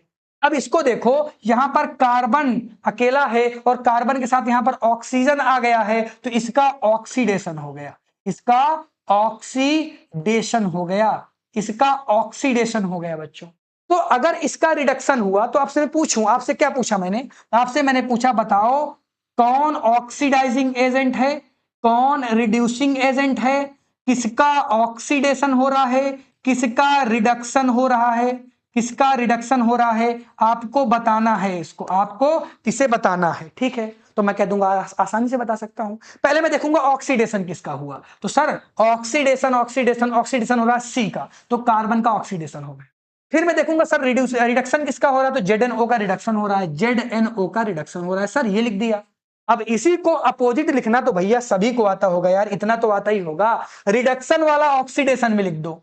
तो यहां पर ऑक्सीडाइजिंग एजेंट ZnO हो गया, और ऑक्सीडेशन वाला रिडक्शन में लिख दो, यानी कि कार्बन क्या हो गया, रिड्यूसिंग एजेंट हो गया। तो एजेंट अपोजिट होते हैं, यानी कि इसका देखो, अगर ध्यान से देखोगे तो इसका हो रहा है रिडक्शन, लेकिन बेटा ये होगा ऑक्सीडाइजिंग एजेंट, और इसका अगर इसको देखोगे तो इसका हो रहा है ऑक्सीडेशन, लेकिन बेटा ये होगा रिड्यूसिंग एजेंट। यही तो कहानी थी समझने वाली। तो बच्चा फिर इसको आप होमवर्क के रूप में कर लेंगे, इसको आप वर्क के रूप में करेंगे, और बेटा कमेंट जरूर करेंगे, कमेंट जरूर करेंगे कि इसका आंसर क्या है। आपसे मैंने पूछा है कि रिड्यूसिंग एजेंट कौन होगा, ऑक्सीडाइजिंग एजेंट कौन होगा, ऑक्सीडेशन किसका हो रहा है, और रिडक्शन किसका हो रहा है। ये 4 क्वेश्चन एक आपके एग्जाम्पल से बन रहे हैं, और इसको आपको कमेंट बॉक्स में कमेंट जरूर करना है बच्चों। जो इस वीडियो को देख रहा हो वो कमेंट जरूर करेगा, मैं आंसर जरूर चेक करूंगा आपको और रिप्लाई भी करूंगा। ठीक है, चलो आ जाओ। अब हम बात करने वाले हैं किसकी, अब हम बात करने वाले हैं प्रेसिपिटेशन की और न्यूट्रलाइजेशन की। बहुत ही सिंपल सिंपल सी 2 रिएक्शन, लेकिन बोर्ड एग्जाम में कई दफा 2 नंबर में पूछी जा चुकी हैं, 2-2 नंबर में ये कई बार रिपीट हो चुकी हैं, और बहुत ही सिंपल सा कॉन्सेप्ट पकड़ के रखना है। इसके लिए बहुत कुछ नहीं करना है, बहुत ही सिंपल सा कॉन्सेप्ट। और कॉन्सेप्ट क्या कहता है, कॉन्सेप्ट ये कहता है कि जब भी हम प्रेसिपिटेशन की बात करेंगे तो जनरली ये डबल डिस्प्लेसमेंट रिएक्शन ही होती है, जनरली ये डबल डिस्प्लेसमेंट रिएक्शन होती है, लेकिन इसमें जो आपका प्रोडक्शन होगा ना वो एक सॉलिड का प्रोडक्शन होगा, हमेशा एक सॉलिड बनेगा। तो जब हमने क्या मिलाया, BaCl2 को H2SO4 के साथ सल्फ्यूरिक एसिड के साथ मिलाया तो BaSO4 बना। ये रिएक्शन अभी मैंने करवाई थी। तो बेटा ये जो बनाना ये एक तरीके का सॉलिड मटेरियल होगा, तो जब भी प्रेसिपिटेशन रिएक्शन होंगी उसमें आपको एक सॉलिड जरूर देखने के लिए मिलेगा, यानी ऐसी रिएक्शन जिसमें प्रोडक्ट में एक सॉलिड जरूर होता है उसको हम प्रेसिपिटेशन रिएक्शन कहते हैं। और ये reaction generally double displacement reaction होती है बच्चों। कौन सी रिएक्शन? डबल डिस्प्लेसमेंट रिएक्शन होती है, यानी ये जो सॉलिड है ये आपको देखने के लिए मिल रहा है, जबकि इधर कहीं सॉलिड नहीं है, ना इधर सॉलिड था ही नहीं, इधर कोई सॉलिड नहीं है, लेकिन यहां पर सॉलिड बन गया। जब रिएक्टेंट में सॉलिड ना हो और प्रोडक्ट में सॉलिड हो जाए तो इस तरीके की रिएक्शन को प्रेसिपिटेशन रिएक्शन कहते हैं। और न्यूट्रलाइजेशन रिएक्शन किसको कहते हैं? सर न्यूट्रलाइजेशन रिएक्शन किसे कहते हैं समझाइए ना। तो आ जाओ समझाता हूं बच्चों, आ जाओ समझाता हूं। न्यूट्रलाइजेशन रिएक्शन का मतलब ये है कि जब एसिड और बेस आपस में मिलते हैं, आगे जब आप पढ़ेंगे चैप्टर नंबर 2 का मैं 1 शॉट लेकर आऊंगा, मैं 1 शॉट लेकर आऊंगा, तब मैं आपको पढ़ाऊंगा कि जब एसिड और बेस आपस में रिएक्ट करते हैं तो हमेशा सॉल्ट और वाटर बनाएंगे, और इस टाइप की रिएक्शन को न्यूट्रलाइजेशन रिएक्शन कहते हैं। जैसे कि HCl एक तरीके का एसिड है और NaOH एक तरीके का क्या हो जाता है? बेस हो जाता है, क्योंकि इसके पास H है तो ये एसिड हो गया, इसके पास OH है तो ये बेस हो गया। जब ये आपस में मिलेंगे तो यहां पर बन जाएगा सॉल्ट और ये बेटा बन गया आपका वाटर, और ऐसी रिएक्शन न्यूट्रलाइजेशन रिएक्शन कहलाती हैं। वैसे इनके बारे में डिटेल में चैप्टर नंबर 2 में आप पढ़ेंगे, और ठीक 2-3 दिन बाद चैप्टर नंबर 2 का 1 शॉट अपलोड कर दिया जाएगा। जो बच्चे इस 1 शॉट को प्यार देंगे वो जरूर देखेंगे जो सेकंड 1 शॉट आने वाला है, और इस तरह से हम कंप्लीट साइंस के 1 शॉट की सीरीज आपके सामने लाएंगे। और सभी, अभी तो मैं बहुत कुछ आपको बताने वाला हूं, अरे अभी तो बोर्ड के टॉप क्वेश्चन भी आपको मिलने वाले हैं बच्चों, जो पूछे गए हैं आपके बोर्ड एग्जाम में। बात करेंगे, पहले टॉपिक तो पढ़ लें। आ जाओ, नेक्स्ट टॉपिक हमारा क्या कहता है? नेक्स्ट टॉपिक हमें बताएगा कोरेजन क्या होता है और रेंसिडिटी क्या होती है। डायग्राम से आप कुछ समझ पा रहे होंगे क्योंकि आपने थोड़ा बहुत पढ़ रखा है। हमारे पास एक आयरन है, ये जो आयरन है ये एक नया है, न्यू है, और कुछ समय बाद इसकी हालत ऐसी हो जाएगी, कुछ समय बाद इसकी हालत ऐसी हो जाएगी, तो इसको हम बोलते हैं कोरेजन। और ये बेटा एक तरीके का रस्टिंग ऑफ आयरन का एग्जांपल हो जाएगा। किसका एग्जांपल? Rusting of iron. और ये किसकी वजह से होती है? ये ऑक्सीडेशन की वजह से होती है, ऑक्सीडेशन हो जाता है इसका। तो ऑक्सीडेशन होने के कारण ये आयरन ऐसा देखने में था बट ऐसा हो गया। और रेंसिडिटी का मतलब क्या होता है? फूड का खराब हो जाना। कभी एप्पल आपके घर में रखा हो तो ये एप्पल बढ़िया नया नया ताजा ताजा एप्पल है, और ये खराब होने के बाद जो दिखने लगे बच्चा, यानी ये आपका न्यू है, और ये कुछ देर बाद जब खराब हो जाता है, स्पॉइल हो जाता है, इस तरीके की बात को हम कहते हैं कि रेंसिडिटी, यानी कि फूड का खराब होना रेंसिडिटी, और रस्टिंग ऑफ आयरन, आयरन का खराब होना कोरेजन। कोरेजन में हम पढ़ेंगे कि किस तरह से आयरन खराब हो जाते हैं, और रेंसिडिटी में हम पढ़ेंगे क्या बच्चों कि किस तरह से हमारा फूड खराब होता है, कैसे हम इनको प्रिवेंट कर सकते हैं, कैसे हम इसे बचा सकते हैं। इन दोनों को हम बहुत ही डिटेल में पढ़ेंगे, क्योंकि बोर्ड एग्जाम में कई बार आ चुका है क्वेश्चन। इससे तो सबसे ज्यादा बार क्वेश्चन, यानी कि अगर मैं पूछूं कि मैक्सिमम सर क्वेश्चन किससे आए होंगे, तो बच्चों मैक्सिमम क्वेश्चन ये बताना भी चाह रहा है आपको कि मैक्सिमम क्वेश्चन इस टॉपिक से आ चुके हैं। आइए सीखते हैं इस टॉपिक को और समझते हैं बढ़िया तरीके से कि कोरेजन क्या होता है और रेंसिडिटी क्या होती है। आइए बढ़िया तरीके से चीजों को एक्सप्लेन करता हूं और आप बढ़िया तरीके से चीजों को समझिएगा। देखो, सबसे पहले मैं बात करूंगा कोरेजन। कोरेजन के लिए मैंने आपको बताया कि rusting of iron best example हो जाता है। जनरली इसमें होता क्या है, इसमें जो आपके मेटल्स होते हैं ना, मेटल्स, तो metals gas and water vapour के साथ क्या करते हैं? रिएक्शन करते हैं जो आपके एटमॉस्फेयर में है। यानी जनरली आप देखेंगे तो एटमॉस्फेयर में वाटर के वेपर्स प्रेजेंट होते हैं और आपकी गैसेस तो प्रेजेंट ही होती हैं, तो उनके साथ ये क्या कर लेते हैं? रिएक्शन करते हैं और ये कुछ कंपाउंड बनाते हैं, सर्टेन कंपाउंड्स बनाते हैं, लाइक ऑक्साइड बनाते हैं, सल्फाइड बनाते हैं, कार्बोनेट्स बना लेते हैं। इसी को हम कहते हैं कि कोरेजन। और एक एग्जांपल कोरेजन का रस्टिंग हो जाता है, जो सबसे ज्यादा इंपॉर्टेंट एग्जांपल हो जाता है। तो कैसे आप इसे बचा सकते हैं? आप ऑयल लगा सकते हैं। यानी जनरली आप देखेंगे जब बरसात का समय आता है, जब बारिश का समय आता है, तो बारिश के समय में आप देखते हैं हमारा जो आयरन है वो जल्दी जल्दी खराब होता है। क्यों? उस समय मॉइस्चराइजेशन ज्यादा होता है, यानी एटमॉस्फेयर में वाटर के वेपर्स ज्यादा होते हैं तो रिएक्शन जल्दी जल्दी हो पाती है। तो अगर आपको बचाना है तो आप एक काम कर सकते हैं, जो हमारा आयरन है ना, उसे आप ऑयल से एक बार उसके ऊपर ऑयल लगा दे, तब भी वो बचा रहेगा। या तो आप कर सकते हैं प्रिंट, क्या कर दें आप, पेंटिंग कर दें। आप देखते होंगे घरों के दरवाजों में जनरली, या घरों की खिड़कियों में जनरली, वो क्योंकि लोहे की बनी होती हैं, आयरन की बनी होती हैं, तो उसमें घर वाले पेंटिंग करवा देते हैं। सर क्यों करवा लेते हैं? क्योंकि वो बचाना चाहते हैं। भाई रोज रोज थोड़ी नहीं बदलवाएंगे दरवाजे को, अरे रोज रोज खिड़कियां दरवाजे तो नहीं बदलाए जाएंगे, ज्यादा लंबे समय तक वो बने रहें, इसीलिए हमने उसमें क्या करवा दी है, पेंटिंग करवा दी है। पेंटिंग करवाने से क्या होगा, वो बचे रहेंगे लंबे समय तक के लिए, क्योंकि रिएक्शन नहीं हो पाएगी। प्रिंटिंग एक तरीके की कोटिंग होती है। अब हम बात करते हैं, ये एक बार एक नंबर में पूछा गया आपके बोर्ड एग्जाम में, galvanisation. What is galvanisation? Galvanisation एक बार आपके बोर्ड एग्जाम में आ चुका है। तो भैया गैल्वेनाइजेशन क्या होता है? बहुत ही सिंपल सा मतलब है। इन गैल्वेनाइजेशन ये एक तरीके की स्पेसिफिक प्रोसेस है जिसमें कोटिंग करते हैं हम लोग जिंक की। यानी हमने क्या लिया है, आयरन।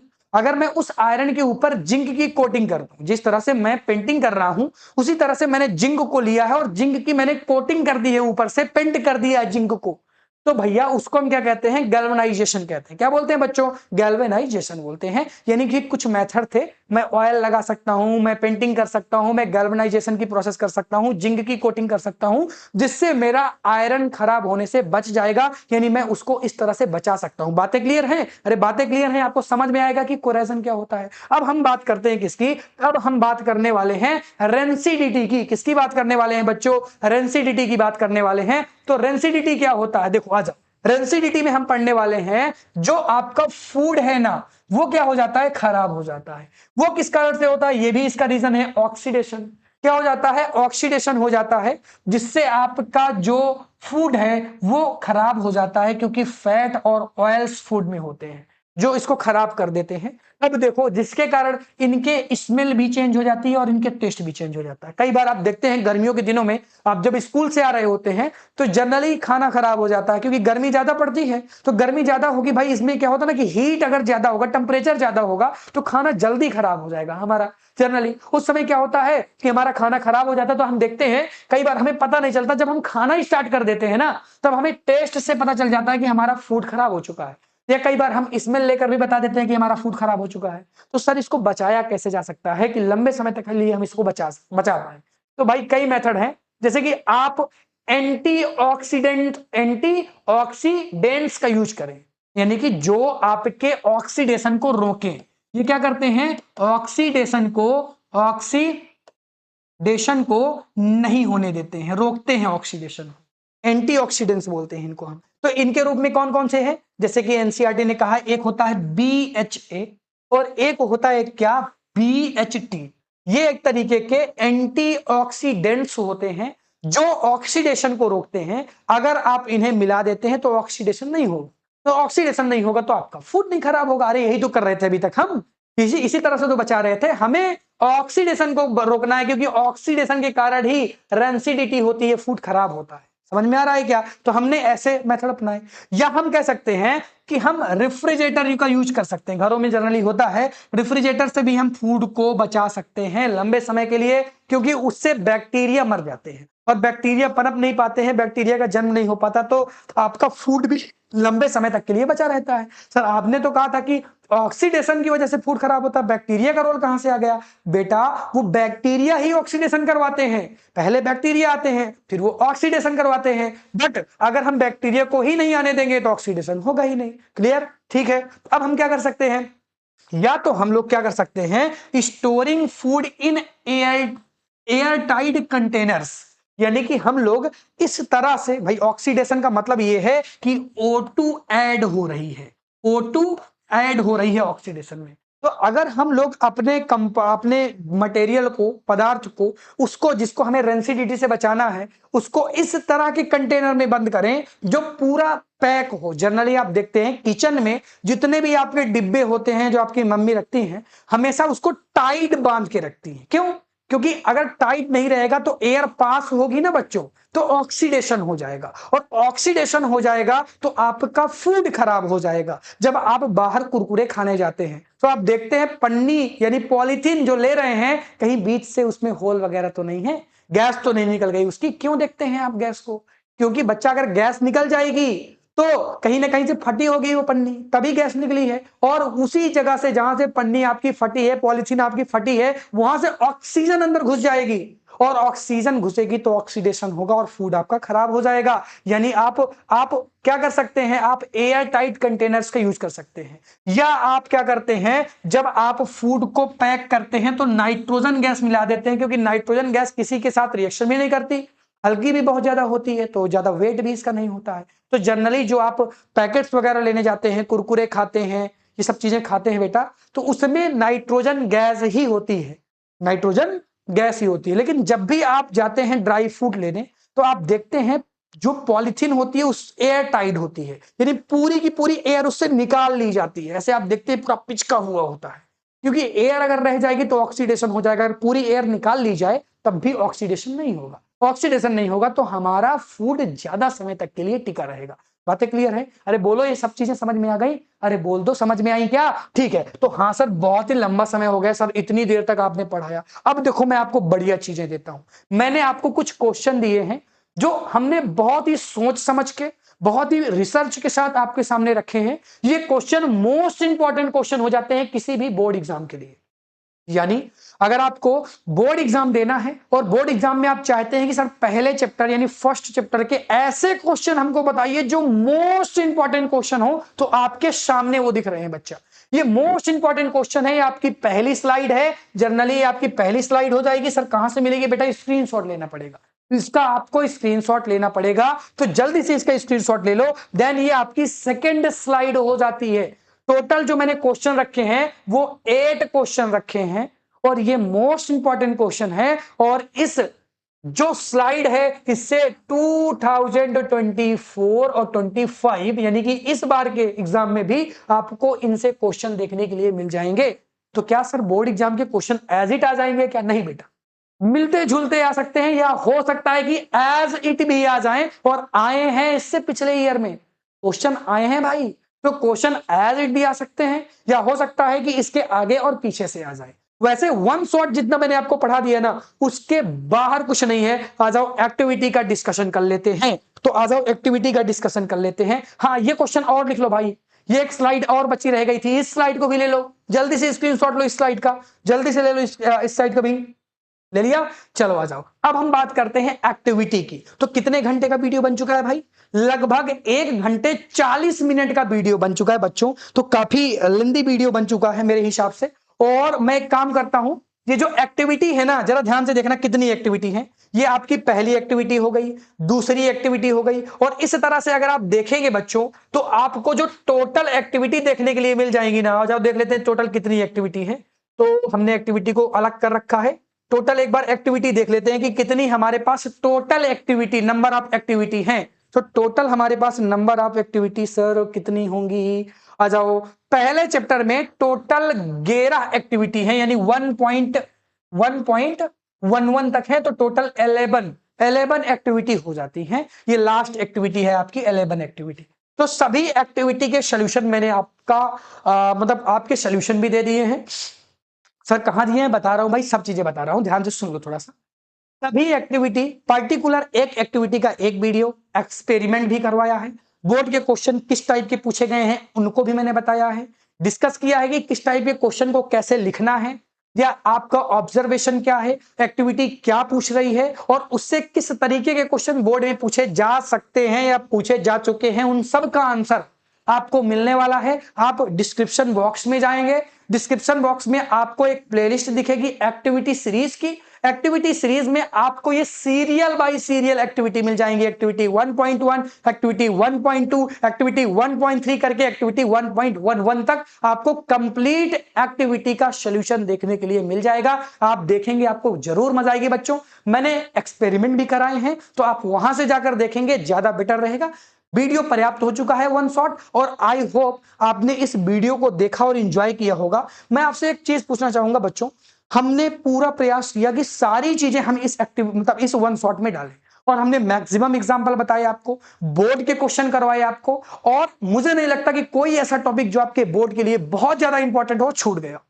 हमने हर वो टॉपिक को कवर किया है या हर एक वो लाइन को कवर किया है एनसीईआरटी की जो आपके बोर्ड एग्जाम के लिए इंपॉर्टेंट हो सकती है या होगी। ठीक है, तो बहुत ही बढ़िया तरीके से हमने चैप्टर को खत्म किया है। नोट्स का स्लाइड के फॉर्म में मैं प्रयास करूंगा कि मैं पीडीएफ अवेलेबल करा दूं और जो आपके क्वेश्चंस थे उनको भी मैं पीडीएफ के रूप में अवेलेबल करा दूं। तो नीचे आप एक बार पीडीएफ जरूर चेक कर लीजिएगा जो कि टेलीग्राम चैनल पर मिल जाएगी। और अगर वीडियो देख के मजा आया हो, रिवीजन बढ़िया हुआ हो, तो आपको कमेंट जरूर करना है बच्चों कि हाँ सर मजा आई, रिवीजन बढ़िया हुआ, जल्दी से सेकंड चैप्टर भी अपलोड कर दीजिए। तो ये चीजें आपको कमेंट जरूर करनी है। Thank you so much for watching. मिलता हूं आपसे कल एक नए वीडियो के साथ। टाटा बाय बाय बच्चों।